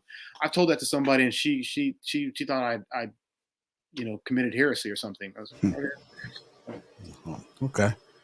Hey, Rilla, what are your thoughts? I went first on it. Oh, you did? My bad. Yeah. No, you good. Okay. It's your birthday. We celebrating. All right, the lead attorney. I was trying to make sure I had painted a whole lot of context for the lead attorney. Yeah, listen, apart from being a 20-year divorce attorney, I'm also a 20-year guardian ad litem. And a guardian ad litem is an attorney who represents children who have been neglected by their parents. So I've been representing sons and daughters who've been neglected and abused by fathers and mothers for the last 2 decades. So I really don't think there's anybody in this stream who has seen more cases of abuse and neglect than me. And I agree with Kevin that there are mothers who, I've just seen so much, guys. There are absolutely mothers who dominate their daughters, and mothers who abuse their daughters, and mothers who neglect their daughters. I appreciate you clarifying that, Lapeef, and saying that. I think you said that these aren't the only 2 types of mothers. These are just 2 types of mothers, but there are other types of mothers, right? And so I would definitely agree with that. I've seen mothers who have, just walked away from their daughters because a new boyfriend showed up. And I have seen mothers like come this close to putting their daughters in the grave, right? So, it's really like it's a rainbow. Now, this is on the bad side of the spectrum. There are also good mothers, right? There are also great mothers. It's really like a bell curve, like a distribution. What I have found is that most moms are mediocre, just like most dads are mediocre. And then, on the one side of the bell curve, you've got some great moms. And on the other side of the bell curve, you got some terrible moms, right? That, just like you said, or just like Kevin Samuel said, will absolutely dominate and use their daughter. Now, what is a daughter? If the daughter is 6 months old, right? Is that really called domination, right? Or are we talking about a 16-year-old daughter? Are we talking about a 32-year-old daughter? The 16-year-old daughter really is not going to be used so much as a bailout plan, right? That's when the 40-year-old daughter and the 45-year-old daughter and the mom starts, putting in all of this guilt trips. Oh, you need to pay my mortgage for the rest of my life type BS, right? So yeah, I think I appreciate, and again, I appreciate you clarifying that, Lapeef, because I kind of wasn't understanding, because I didn't see the Kevin Samuels clip, so I didn't have the context. But those are 2 types of mom. There's a lot of types of moms. So yeah, I agree. There's a lot of types of moms, and there are moms who dominate their daughters. There are moms who abuse their daughters. There are moms that neglect their daughters, moms that love their daughters, moms that treat their daughters great, moms that treat their daughter average, moms that treat their daughters like sister girls, it's a lot of, so yeah, I agree. There's a lot of types of moms. Yeah, it definitely is. And man, I wish I could have played the clip for you guys.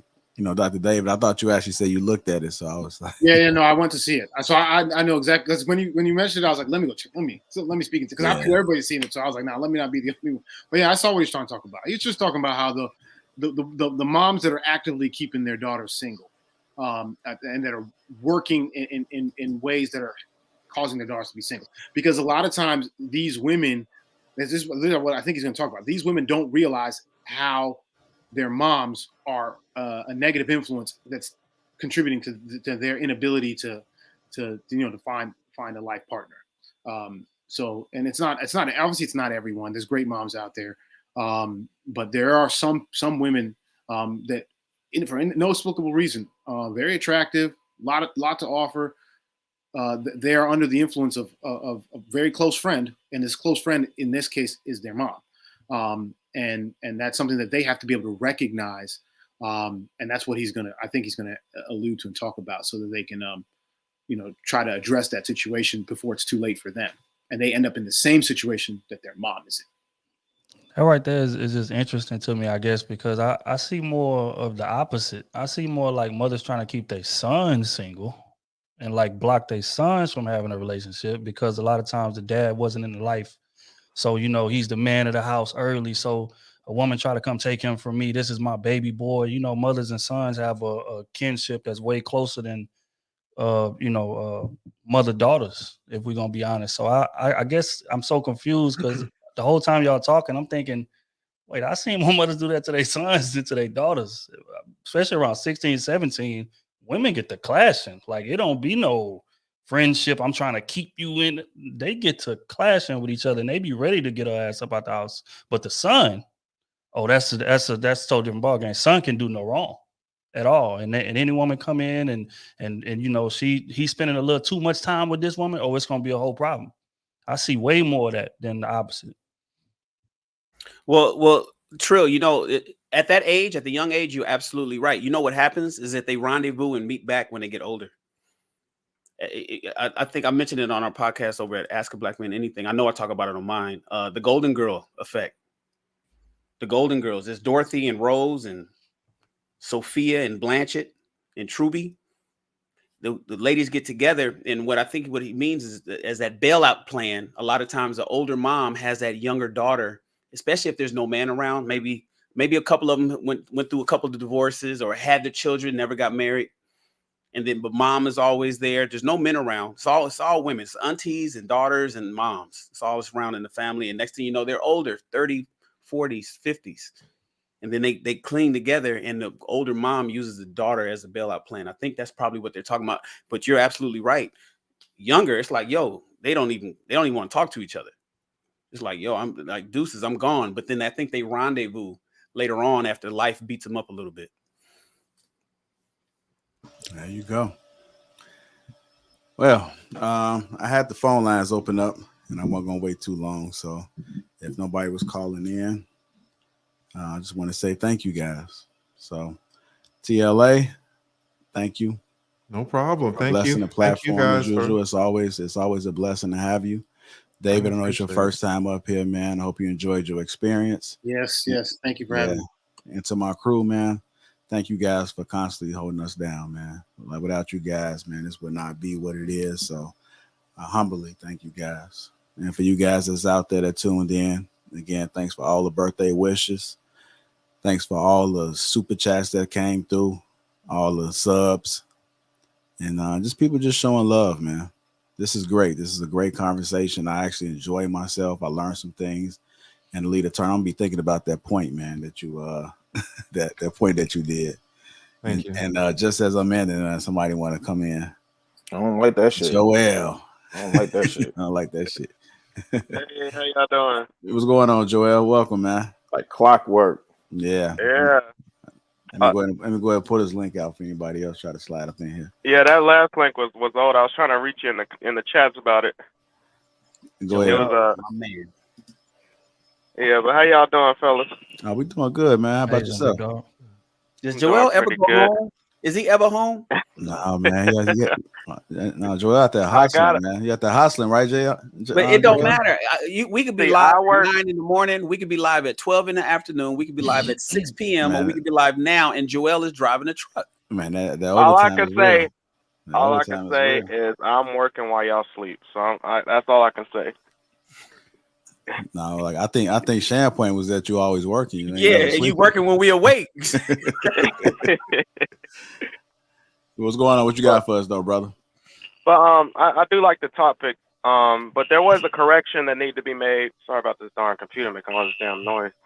But he was talking about when he was talking about the mothers, Kevin, he was talking about toxic mothers. So it wasn't like he wasn't talking about all mothers. He was saying there were two specific types of toxic mothers. Ah, got you. So- that makes so I more just- sense. Yeah, so I wanted to make sure that was clear. He would like, so all the people in the chat talking about, he wasn't talking about all mothers. Let's just be real. But I found it interesting with the baby topic because I just actually did a video on it, and I already said that he was 100% at fault for it. But at the same time, I look at situations like that as opportunities. Opportunities because people show their true colors. Meaning, there are certain individuals that I know what you're really about. With opportunity, with situations like this, like for example, the guys that tried to shame him for what he did, even though I'm pretty sure a lot of the men on the panel can agree there was a strategic purpose as to what he did, why he did what he did. You know, recording the incident, even though it was IG Live. So the men that tried to shame him, talk about he was weak for calling the cops or whatever, it shows what type of men they are. And then also on the women's side, the women that try to make it seem like he was just trying to do it to, I guess, shame her or whatever. You know, that's not what I saw. I saw it. Yes, he had people, even though he had people there, you know, because let's be real. Let me just jump in for a second. You said that this is, you know, everything that happened was 100% his fault. Is that what you just said? So it was 0% her fault. No, it was his fault because he dealt with her. No, I asked you, right. So he should have just never had her in her house at all.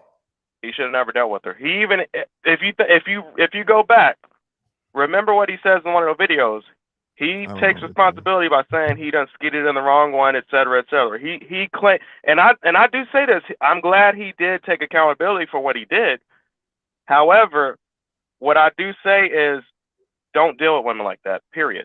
Because otherwise, you'll get in that type of situation. And Lead, if you think about it, this situation is showing, even if you do get in that situation, no matter what you do, look how bad it can get.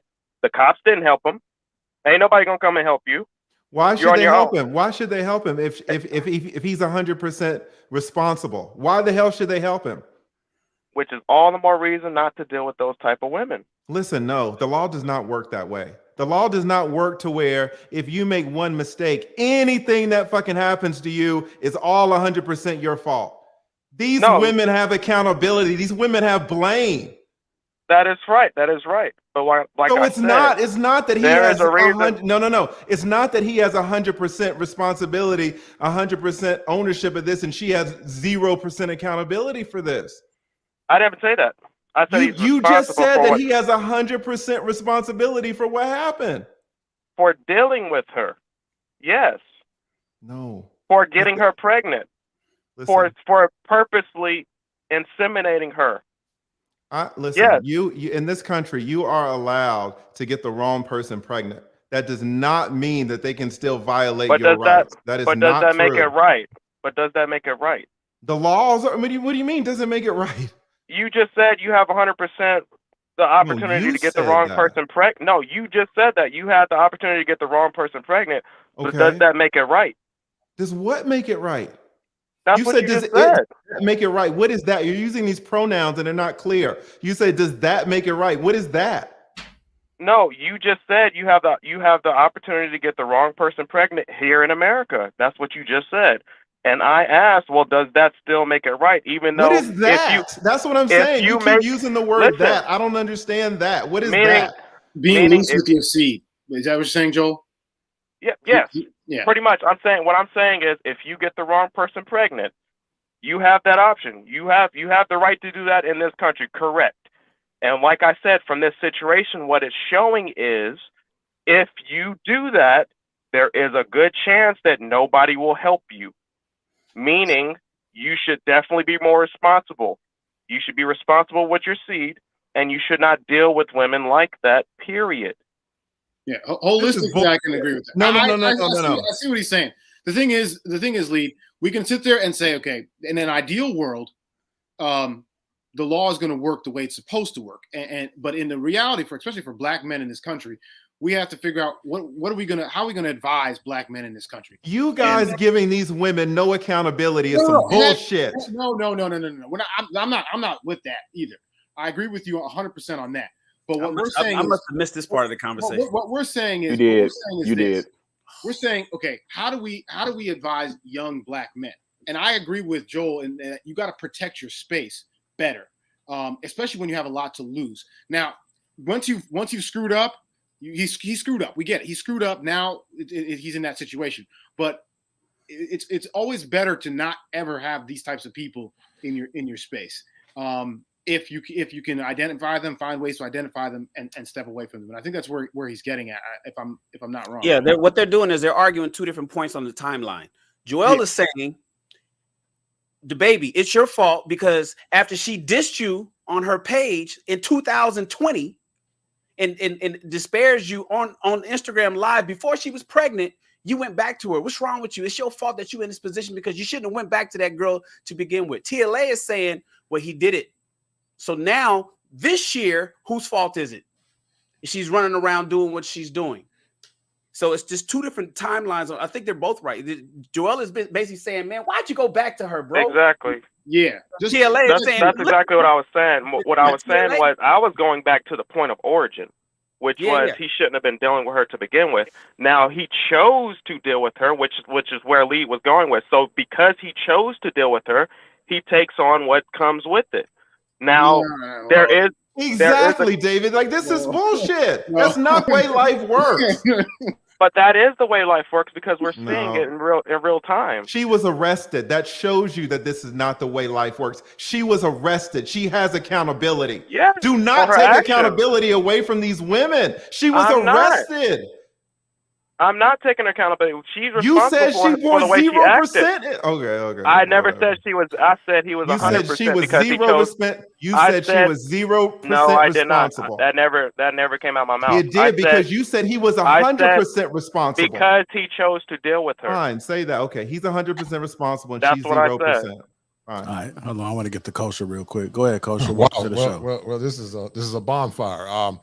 There are so many poignant topics to more or less extrapolate upon, but I definitely concur with the league sentiment that we do tend to live in a society where men are seen as subjugates to modern women. We don't hold women to the same level of accountability sometimes that we hold the men, and I think because of that, it puts men in a very negative light where some of the things I talked about in the past is when they defer power.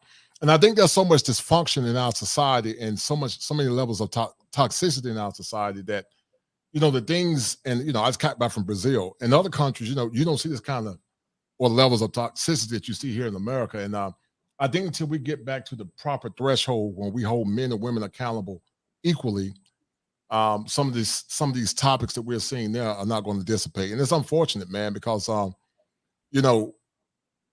we tolerate so much. Imagine, the things this lady did to the guy, DaBaby. If the man had more or less exuded that same type of lack of discipline, what would have happened? And you see it going on over and over again, the same level of dysfunction in our society and communities that, it just makes you wonder, when would this cycle of deprivation continue or stop or dissipate? And this appears to keep going on and on and on and on and on to the point that many of our men have been conditioned to defer their power. And I think that's why you continue to see the issues that you're seeing there, sadly, in my opinion. Yeah. Weekly it's happening. Okay. Hey, Joel, I'm gonna try to filter through these people, man, real quick so we can get the guys off. Appreciate you calling in. Thank you. All right. Well, y'all gonna start playing with Lee when you get talking about these men's issues. What was it? What was the points that was touched? Is there? I just gotta watch the video. Damn, I wish I was here for that. This damn LA traffic had me on hold. Because I've been talking about that on Clubhouse, and I woke up at midnight and went live midnight just to talk about this specific thing. So I'll give you at least one point, Shannon. One of the things that we was doing, we was recapping last night, and I was just talking about how the sisters wasn't holding Danny Lay accountable. Crazy situation. Everything came back crazy. Regardless of what we said, he got assaulted. We said it was his house. His name is on the mortgage. He pays all the bills there. So now we're telling the man in his own house, you can't say who can and can't be in your own house. I mean, it was crazy. So yeah. I want to kind of get to these guys. Hey, Kosher, I'm gonna take you off and try to get somebody else in. All right, thank you, brother. Appreciate the support, Kosher. No, thank you. Thank you, sir. All right, I'll be in touch with you. What's going on, LaSalle? Reactions? What's good, everybody? What's happening? Not much. What you got for us? Make sure you keep it brief, sir. Okay. Keep it brief. I will say I want to ask a question to everybody on the panel. Where does a young man draw the difference between being a good man and serving others as well as serving himself? the way I was raised and the way I'm sure a lot of other young men were raised with single mothers, you know, you got to tend to the women, make sure that they're taken care of. You know, think if they do something crazy, maybe think about from their perspective. Even with this Danny Lay situation, maybe she went through postpartum. You're always thinking of others before you get an opportunity to think about yourself. And it's like it gets so deep to where, you know, you have somebody like lead attorney stick up for somebody, and they might be thrown off the fact that he's sticking up for them before they even stick up for themselves. They might think that they're actually in the wrong for defending themselves in their own household. And it's just like, where do you draw the line between saying, hey, I'm a man, I need to be responsible for myself and the people around me and make sure that everybody's good. At the same time, like, I'm a human too. I need to protect myself. Like, you just can't treat me like I'm just an inanimate object. Anybody want to address that? Well, I was just gonna say, man, you can't pour from an empty cup. So, I mean, we talked about it. I think Shannon in particular has talked about on this channel in terms of, you know, it's self-preservation. Like, you got to make sure you're good first before you can, you know, see about anybody else. I mean, we use the example of if you're on a plane and the plane is going down, or before the plane even takes off, what's the first instruction they give you? When, you know, when that mask drops down, you put it on self first, right? Then you can, once the oxygen is flowing, then you can check to see about everybody else. But that's a good point that you bring up, bro, because a lot of us who were raised in single mother household, that was the messaging that we got. Well, you know, think about the woman's perspective, or, you know, consider this or consider that. I don't necessarily know or think that it's that a line should be drawn. I mean, I think kind of what you're alluding to is setting boundaries, but I think the most important thing is you can't pour from an empty cup. So you have to make sure you're straight to begin with, period. And it may seem selfish, but you have to be selfish to be selfless. Okay, the way I see this, like this is a man who's a father. He has, I think, 4 other kids. So his primary responsibility, since he's not married, is to those 4 children that are his. And in order for him to be a provider for those 4 children, he has to protect himself so that he can maintain himself. So his duty is to those 4 children. Those children didn't ask to be his kids. They didn't ask to be born. They're born. They're his kids. He's now responsible for them as a man, and as most likely a sole provider too. So he can't allow just one, bad decision affect his ability to provide for his 4 other children. So understand that this is somebody's father, and he has responsibilities in that role. And the line is drawn where your ability to fulfill your duty to vulnerable, innocent children is crossed. And that is where that line is. That line has to be very clear, because that man has other kids. That's not the only kid he has. He has others, and she's jeopardizing his freedom. That's why he has to have this thing recorded, documented, so she can't come tell lies about what he's done, because he obviously has a history, that can be used against him. Because he has a history of violence, so she can say that he was doing those. That's what I was saying. And any lie she tells is going to be, he's going to be on the defensive in that, and that's going to jeopardize his capacity to continue to provide for his children that he has a responsibility. So that's a clear-cut line, and he has to be very firm on that.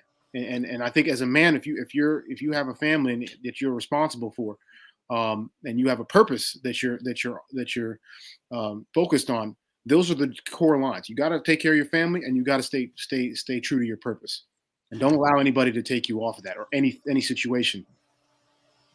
All right, LaSalle, we got to keep it moving real quick. Trying to get these brothers off of here. Appreciate the support. Thank you, brother. Real quick, LaSalle. I wanted to ask him, is he married? Oh, let me see. Hold on, LaSalle. You still in the back chat? Hold on. Let me see if he's still there. He went all the way on. LaSalle, hit us on the backside. I want to know if you married or not. What's going on, Mr. Banner? How you doing, brother? Welcome to the show again. Well, so I watched the show yesterday, and there was a lot of craziness going on. I could see, I almost felt inclined to pound on my chest and ask, what are we talking about? Because it's ridiculous.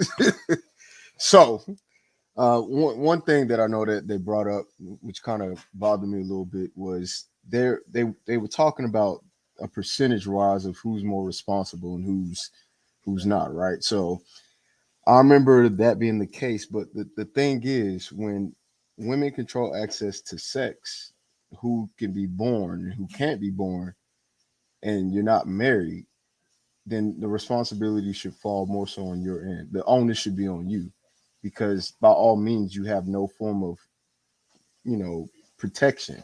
But once that woman is married, then those responsibilities typically fall on the man. So if something happens, the first person everyone's going to look for or look to is the man. So if you're not married and you don't have that guarantee of covering, then that means you're your own covering. So that means whatever choice and decision you make should be on you, and that's your onus. I'm not trying to say that men have no responsibility for participating in children, illegitimate children, because again, you should be disciplined. You should be disciplined in your seed. You should be disciplined in your actions. But in situations like this, where you have a clear case of double standards, of a clear double standard, like TLA was saying earlier before, if that was a man, it'd be on and popping. You don't tell somebody of authority, especially when we're dealing with cops. We're not dealing with just regular people. We're dealing with people that have authority by all means, by government and by state, whatever you want to say. You don't walk off and tell them, F him, where's this dude? And in a place that they're new to, they have no idea what this building is. So it's just like you can't sit here and ask for accountability on DaBaby's part and then not take any accountability on the woman's part, because all it does is continue to perpetuate an issue. And then women get upset when you go, women are like children. But it's just like, if you continue to act that way, what else are we supposed to say? So that's just my thing. Honestly, I don't understand why we have to have these conversations about what's right and what's wrong, when it's clear that she's wrong in certain instances. But the only time we want to point something out is when it applies to the man. It just doesn't make sense. I totally agree, Mr. Banner. What the other brother said about him being 100% responsible, which means the woman is 0% responsible. Just follow me here. Like, suppose a woman, she's 26 and she starts dating a Pookie. He's a thug, right? And she knows that he's a thug, but that's why she's kind of attracted to him anyway. And they get in a big argument, and then he slaps her, and then she doesn't take it very well, and they break up. And then 3 weeks later, she kind of calls him again, and they get back together, and they get in another argument. He comes over to the house and he shoots her in the face and kills her. All right, so he murders this 26-year-old. Who in the media, who anywhere is going to say, oh, guess what, guys? That was 100% her fault. Right? It was 100% her fault for being in that situation. No one is going to say that. Right. Now, maybe you say she shares some of the blame for getting back with him. Okay, but 100%.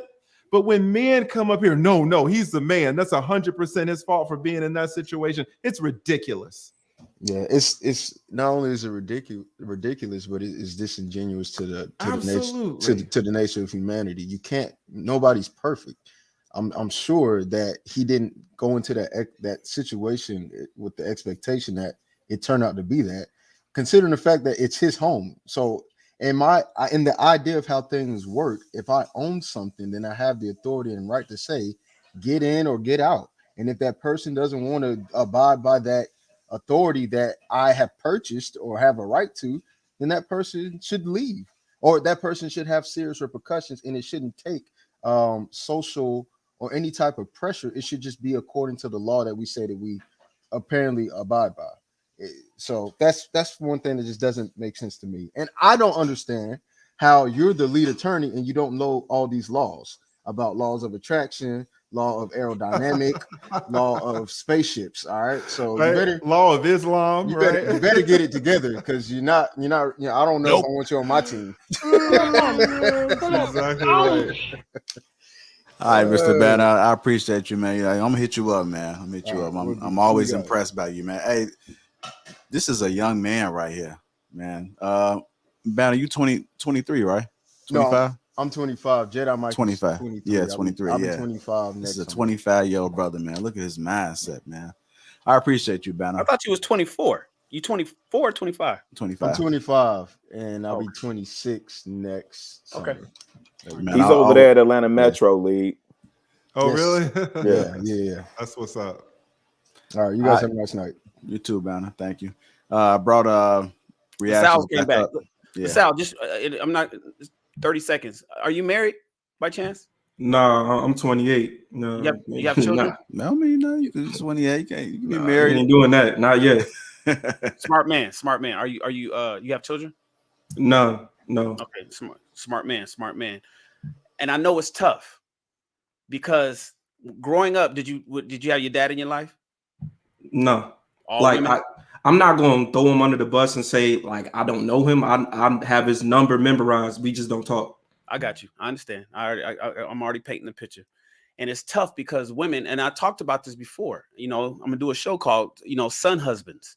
And that a lot of mothers, especially particularly single mothers, they create these son husbands and they put this responsibility on their sons, their young adolescent children, the weight of what a husband should have. And then he grows into manhood, coming of age, right into it from his teens to his 20s, thinking and understanding that he has to have this high level of expectation and support, provide and support, provide and that, provide and protect, support and safety and support, right?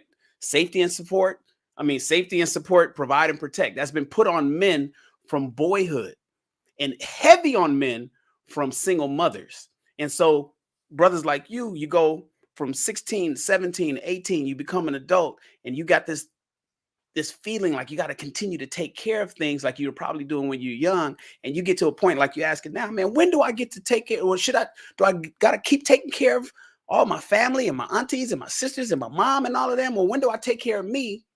And Rilla answered it best.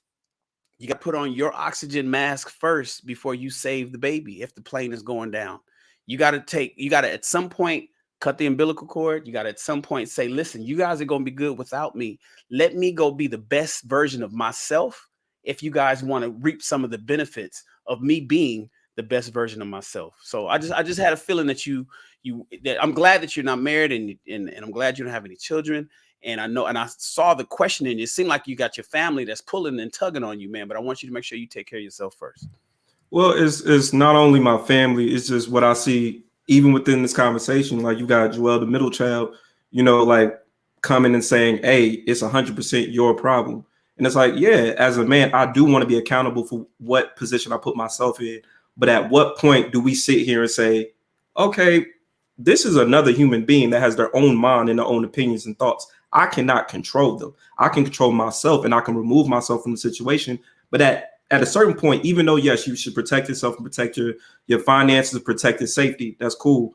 But why am I removing myself from my house that I pay for? It goes so deep. And as you alluded to, being young and trying to take care of everything. Like for me, I'm 28. My little sister is 14. So I basically raised her. So for me, I didn't get yelled at about having bad grades. I got yelled at about not taking her to school like I'm supposed to be her dad. So I'm kind of used to certain things. Watching her. Like you do her homework. You had to make sure nobody checked to make sure your homework was done, but you got to make sure hers is done. Exactly. So it, like you said, you get to a certain point where it's like, all right, where does it stop? And that's not to say that I'm tired of being a man. That's not where I'm coming from. It's just like, how can I be responsible for this exact same thing that I've been told through this social media and society says that I have no control over? I can't control your body. I can't control your temperament. I can't control what you wear, where you at. I can't control anything, but I'm supposed to be responsible for your actions. How does that work? All right, reactions. I'm gonna keep it moving. I definitely appreciate you coming back in again, and thanks again, brother. We're down to the last two people. When you guys come in, make sure you guys keep it brief. These gentlemen have been putting in a lot of hard work, and I just want to reward them on an early release today. So, OLA, welcome to the show, brother. What you got for us? What's going on, Lapeef? Happy birthday, brother. I'm just here to say happy birthday to you, to my Nigerian Thank brother. you, man. You Appreciate can it, hear me, brother. right? Yeah, I can hear you. All right, great. The Lapeef, you're lead. Nigerian? Didn't know that. Hey, he didn't know that, right? The lead attorney. He What's up, didn't know Ola? that. What's going on, man? How What's are you going on, man? doing? Shout out to you, man. I didn't get a chance to say thank you in person to you yet, but thank you for everything you're doing.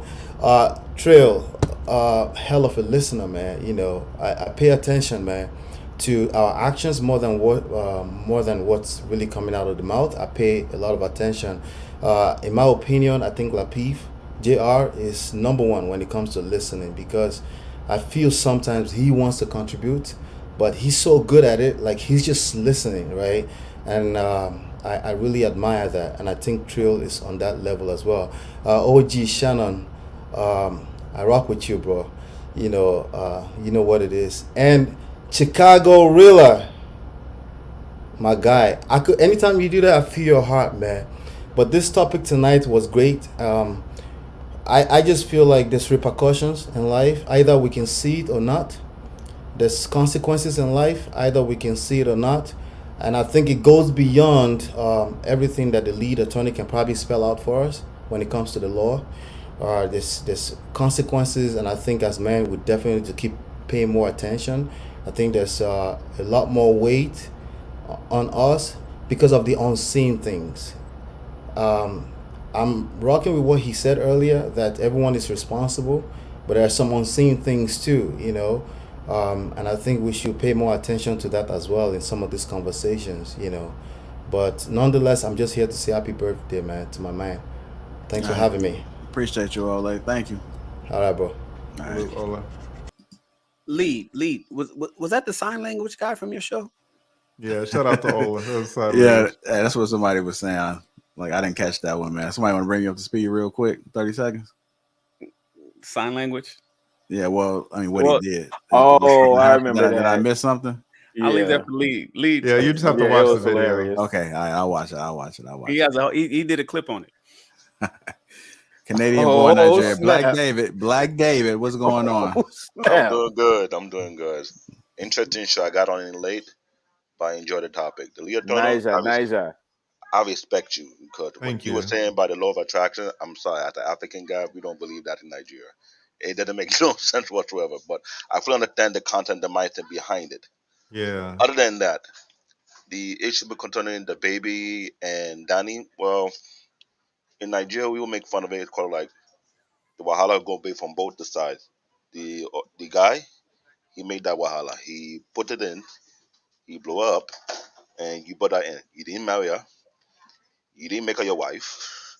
You didn't add it to your tribe. All you did just check out the cow. You test drive it, but you didn't buy the whole thing. That's the African mindset of thinking. Now, in reality, it's like saying, this is what we have been saying for so long, for years.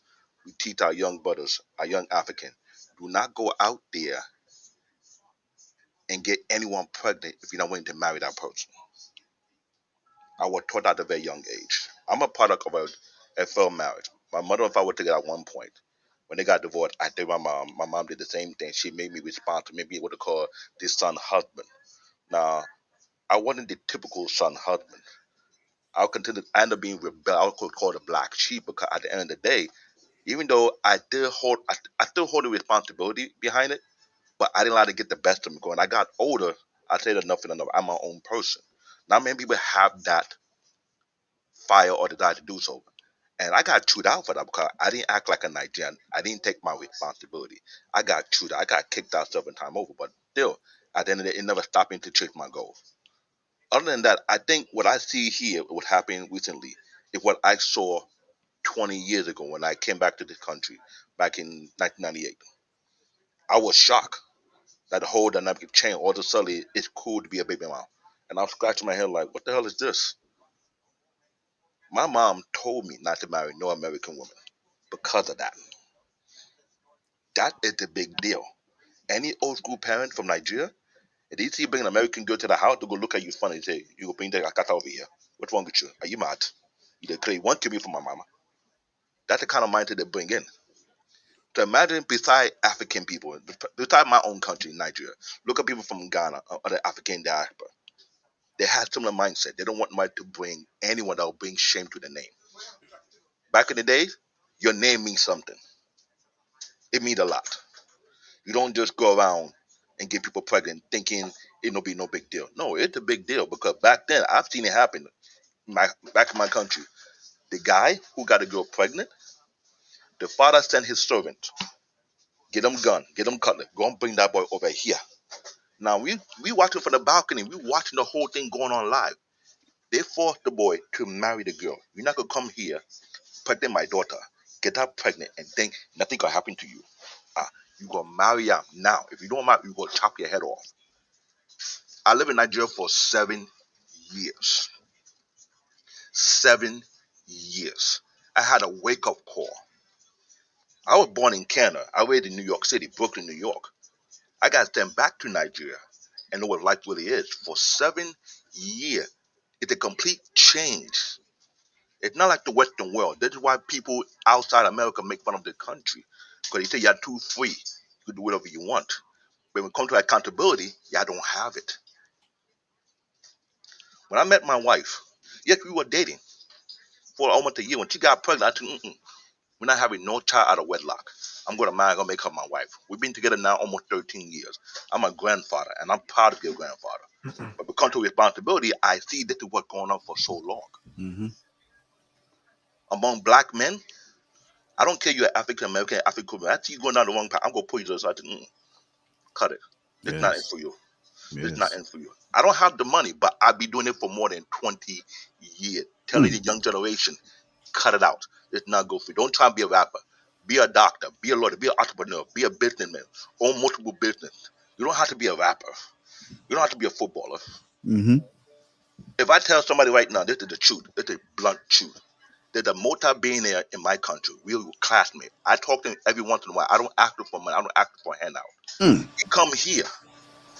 I said, when you come in, don't act like you don't know me. I don't want to make people know that I know you. But when you back there, we can still talk. I know multi-billionaires. But I'm not going to go in the way and say, hey, come on. No. That's his path. That's his journey. I respect him. I salute him from afar. And I do my own. What we don't do is go out for handout. I wasn't trained for handout. I was homeless several times before. I've been on the street in New York City. I've been in a shelter. But guess what? I found my way back. JR. Talk that shit, Black David. Black David in the building. I haven't taken a vacation for 20 years being in the field of IT. The last time I had a real vacation was back in 1988. What? Yes. What? Never took a break. If I'm laid off, I'm still looking for another job. Okay. I'm just saying, what I'm seeing right now among black men in this country, it becomes saddening. When I saw that thing on DaBaby, my wife talked about it. I find it kind of stupid. But I think it's about time that thing needs to be changed. Not only hold men accountable, you need to hold women accountable. For the black men, sometimes you gotta put your foot down on them and say enough is enough. This is not you. Yeah. Hey, Black David. That, yeah. Real quick, does your wife like Nigerian or Ghanaian jollof?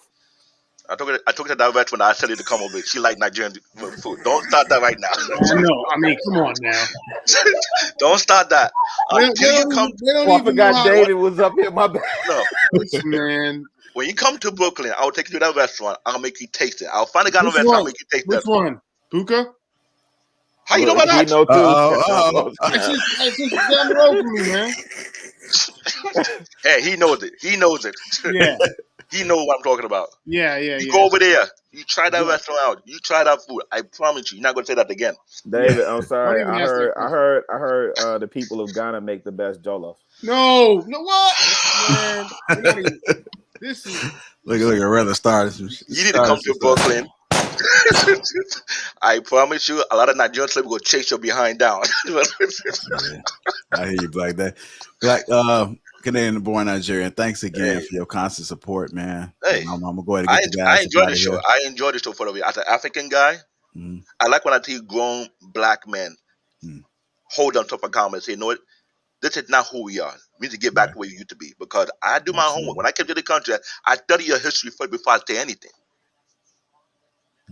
There's a miscommunication between Africans and African American. African Americans don't know our history. and African don't know American history. I learned. There you I go. make sure I understand both sides There you go. You before I got open it. my mouth. You got it, Black David. There you go. Other than that, I appreciate. I enjoy your show. Appreciate you. That's why you Thanks come in again. rocking. Yeah. Yeah. I always Rocking say, hey, I always say the best for last. got that I American. appreciate it. I appreciate it. He rocking his American Apparel T-shirt with the kente No, cloth. no, my wife made this. My wife made dope. these. Very dope. I got this and sorry. this. Hey, my wife Wait, you make got fun the of me all the kufi? time. What? You got the She matching make kufi?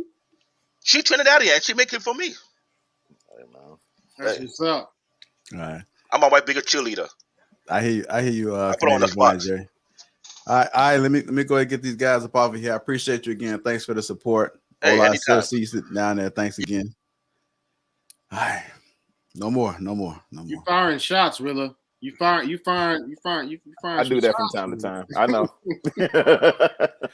Again, I know I was trying to do a 3-point turn, and I had to turn and keep going the same direction I was going because they started coming in. But again, let's try this one last time. Appreciate you, gentlemen. Again, the lead attorney is always a blessing having you on the platform, and my crew, David, your first time. Thanks again. And my crew, it wouldn't be nothing without you guys. So till next time, we out, and you people in the chat, make sure you guys subscribe, hit that like button. Thanks for all the super chats, all the birthday wishes, and catch us next Tuesday at 7:30 Central Time. It's been a great show, and we out, y'all. We out. There you go.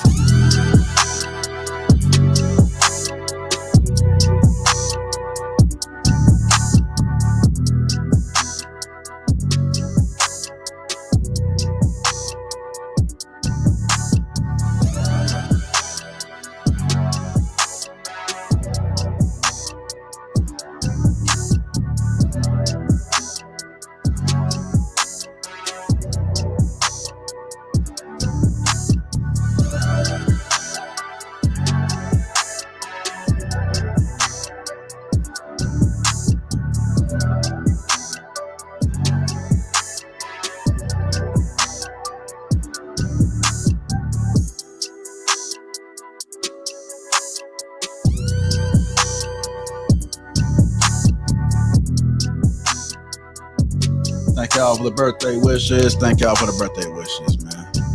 I'm still working. My birthday just a regular day. Still working, man. Amira's going live tomorrow with Don Lexi. So make sure y'all tune in for that one. Amira's going live with Don Lexi tomorrow. And then Thursday we got Lapeef Let's Talk on Thursday at 7:30 Central Time. So make sure you guys shout out to Sherelle, man. She's a new mod. So happy birthday again, J.I. Thank you, Sherelle. Love you, baby girl. Appreciate you. Shout out to Jonathan Perrinville, man.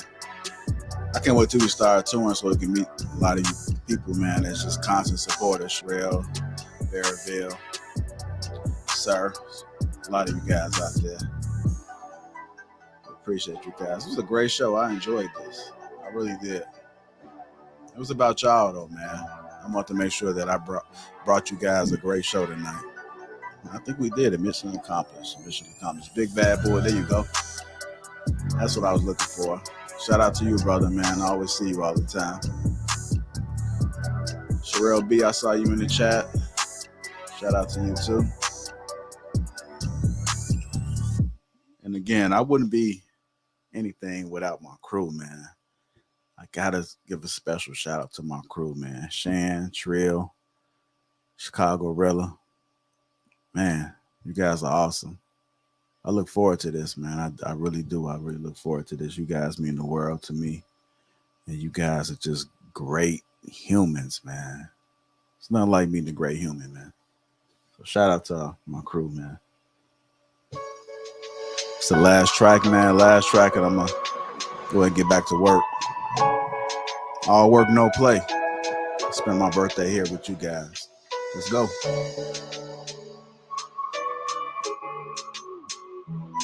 What?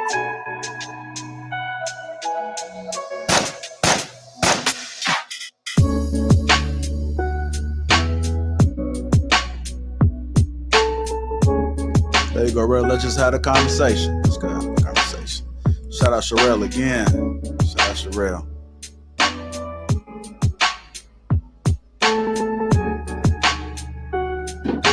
I see you, sir. Thank you, man. You always the first one in the chats, man. I see you. That's right. Paige Hanley. Holiday is right around the corner, man. I got the link pinned to the top. Make sure you guys click that link. It's a great product. I use it. I use this product, man. I'm telling you.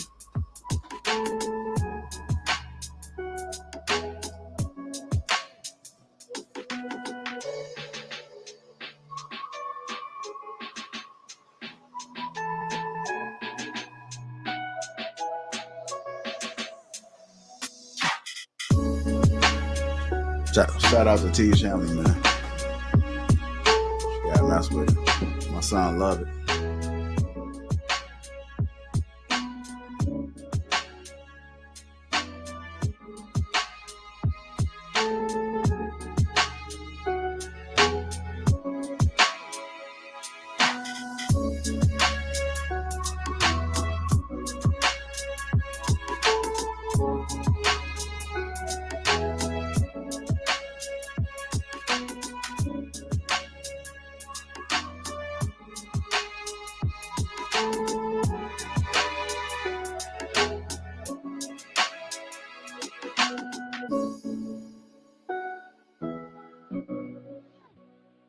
See y'all in the chat. I might need to play one more song, man, so I get these chats out. Let's see what Jonathan said up there. You haven't liked the stream yet? Go ahead. There you go, JB. You know what it is. JB been on the scene. He been counting up everywhere. Shout out to JB. Shout out to JB. I don't know.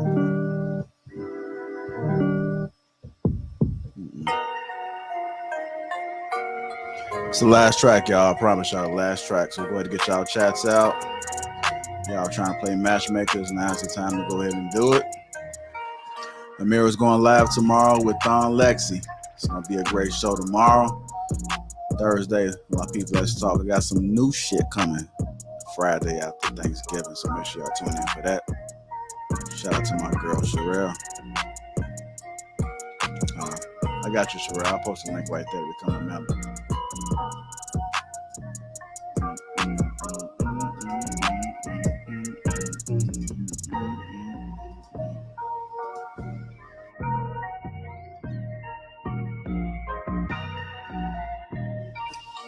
Is this not the greatest network ever?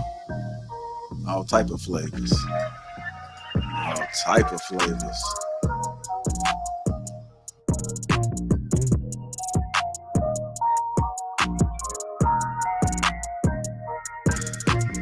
Talk your shit, Jonathan. Talk your shit. Let them know. Let them know what it is. Jonathan, I'm not sure if Sherelle ready, man.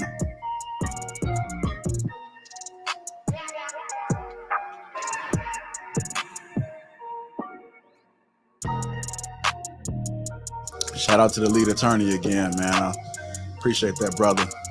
I definitely appreciate it, man. I love his perspective, his honesty. That's all I ask for, man. Ain't nothing like when somebody come on a platform and can actually just speak their truth and hold on to it, man. How we gonna learn? If we all talking the same shit, we ain't gonna never learn nothing. So I appreciate that, man. That shit is rare. Shout out to my guy Rilla, man.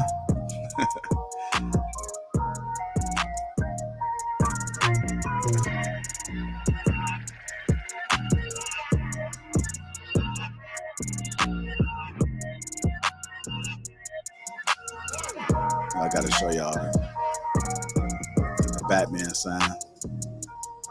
When y'all see that shit, y'all know we coming, man. The Lapeef Network is the greatest network ever. Lapeef Let's Talk is the greatest show ever. No cap.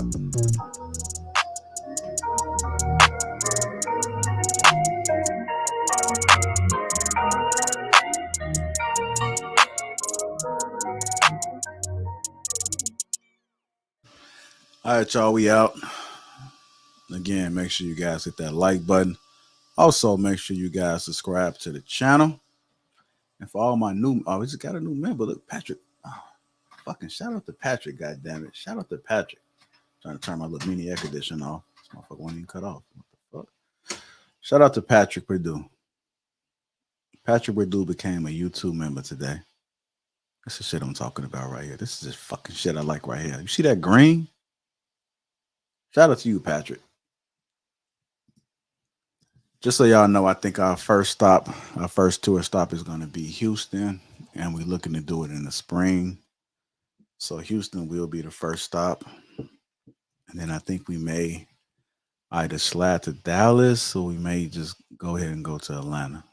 So those are going to be the two first spots right there, Houston and then Atlanta.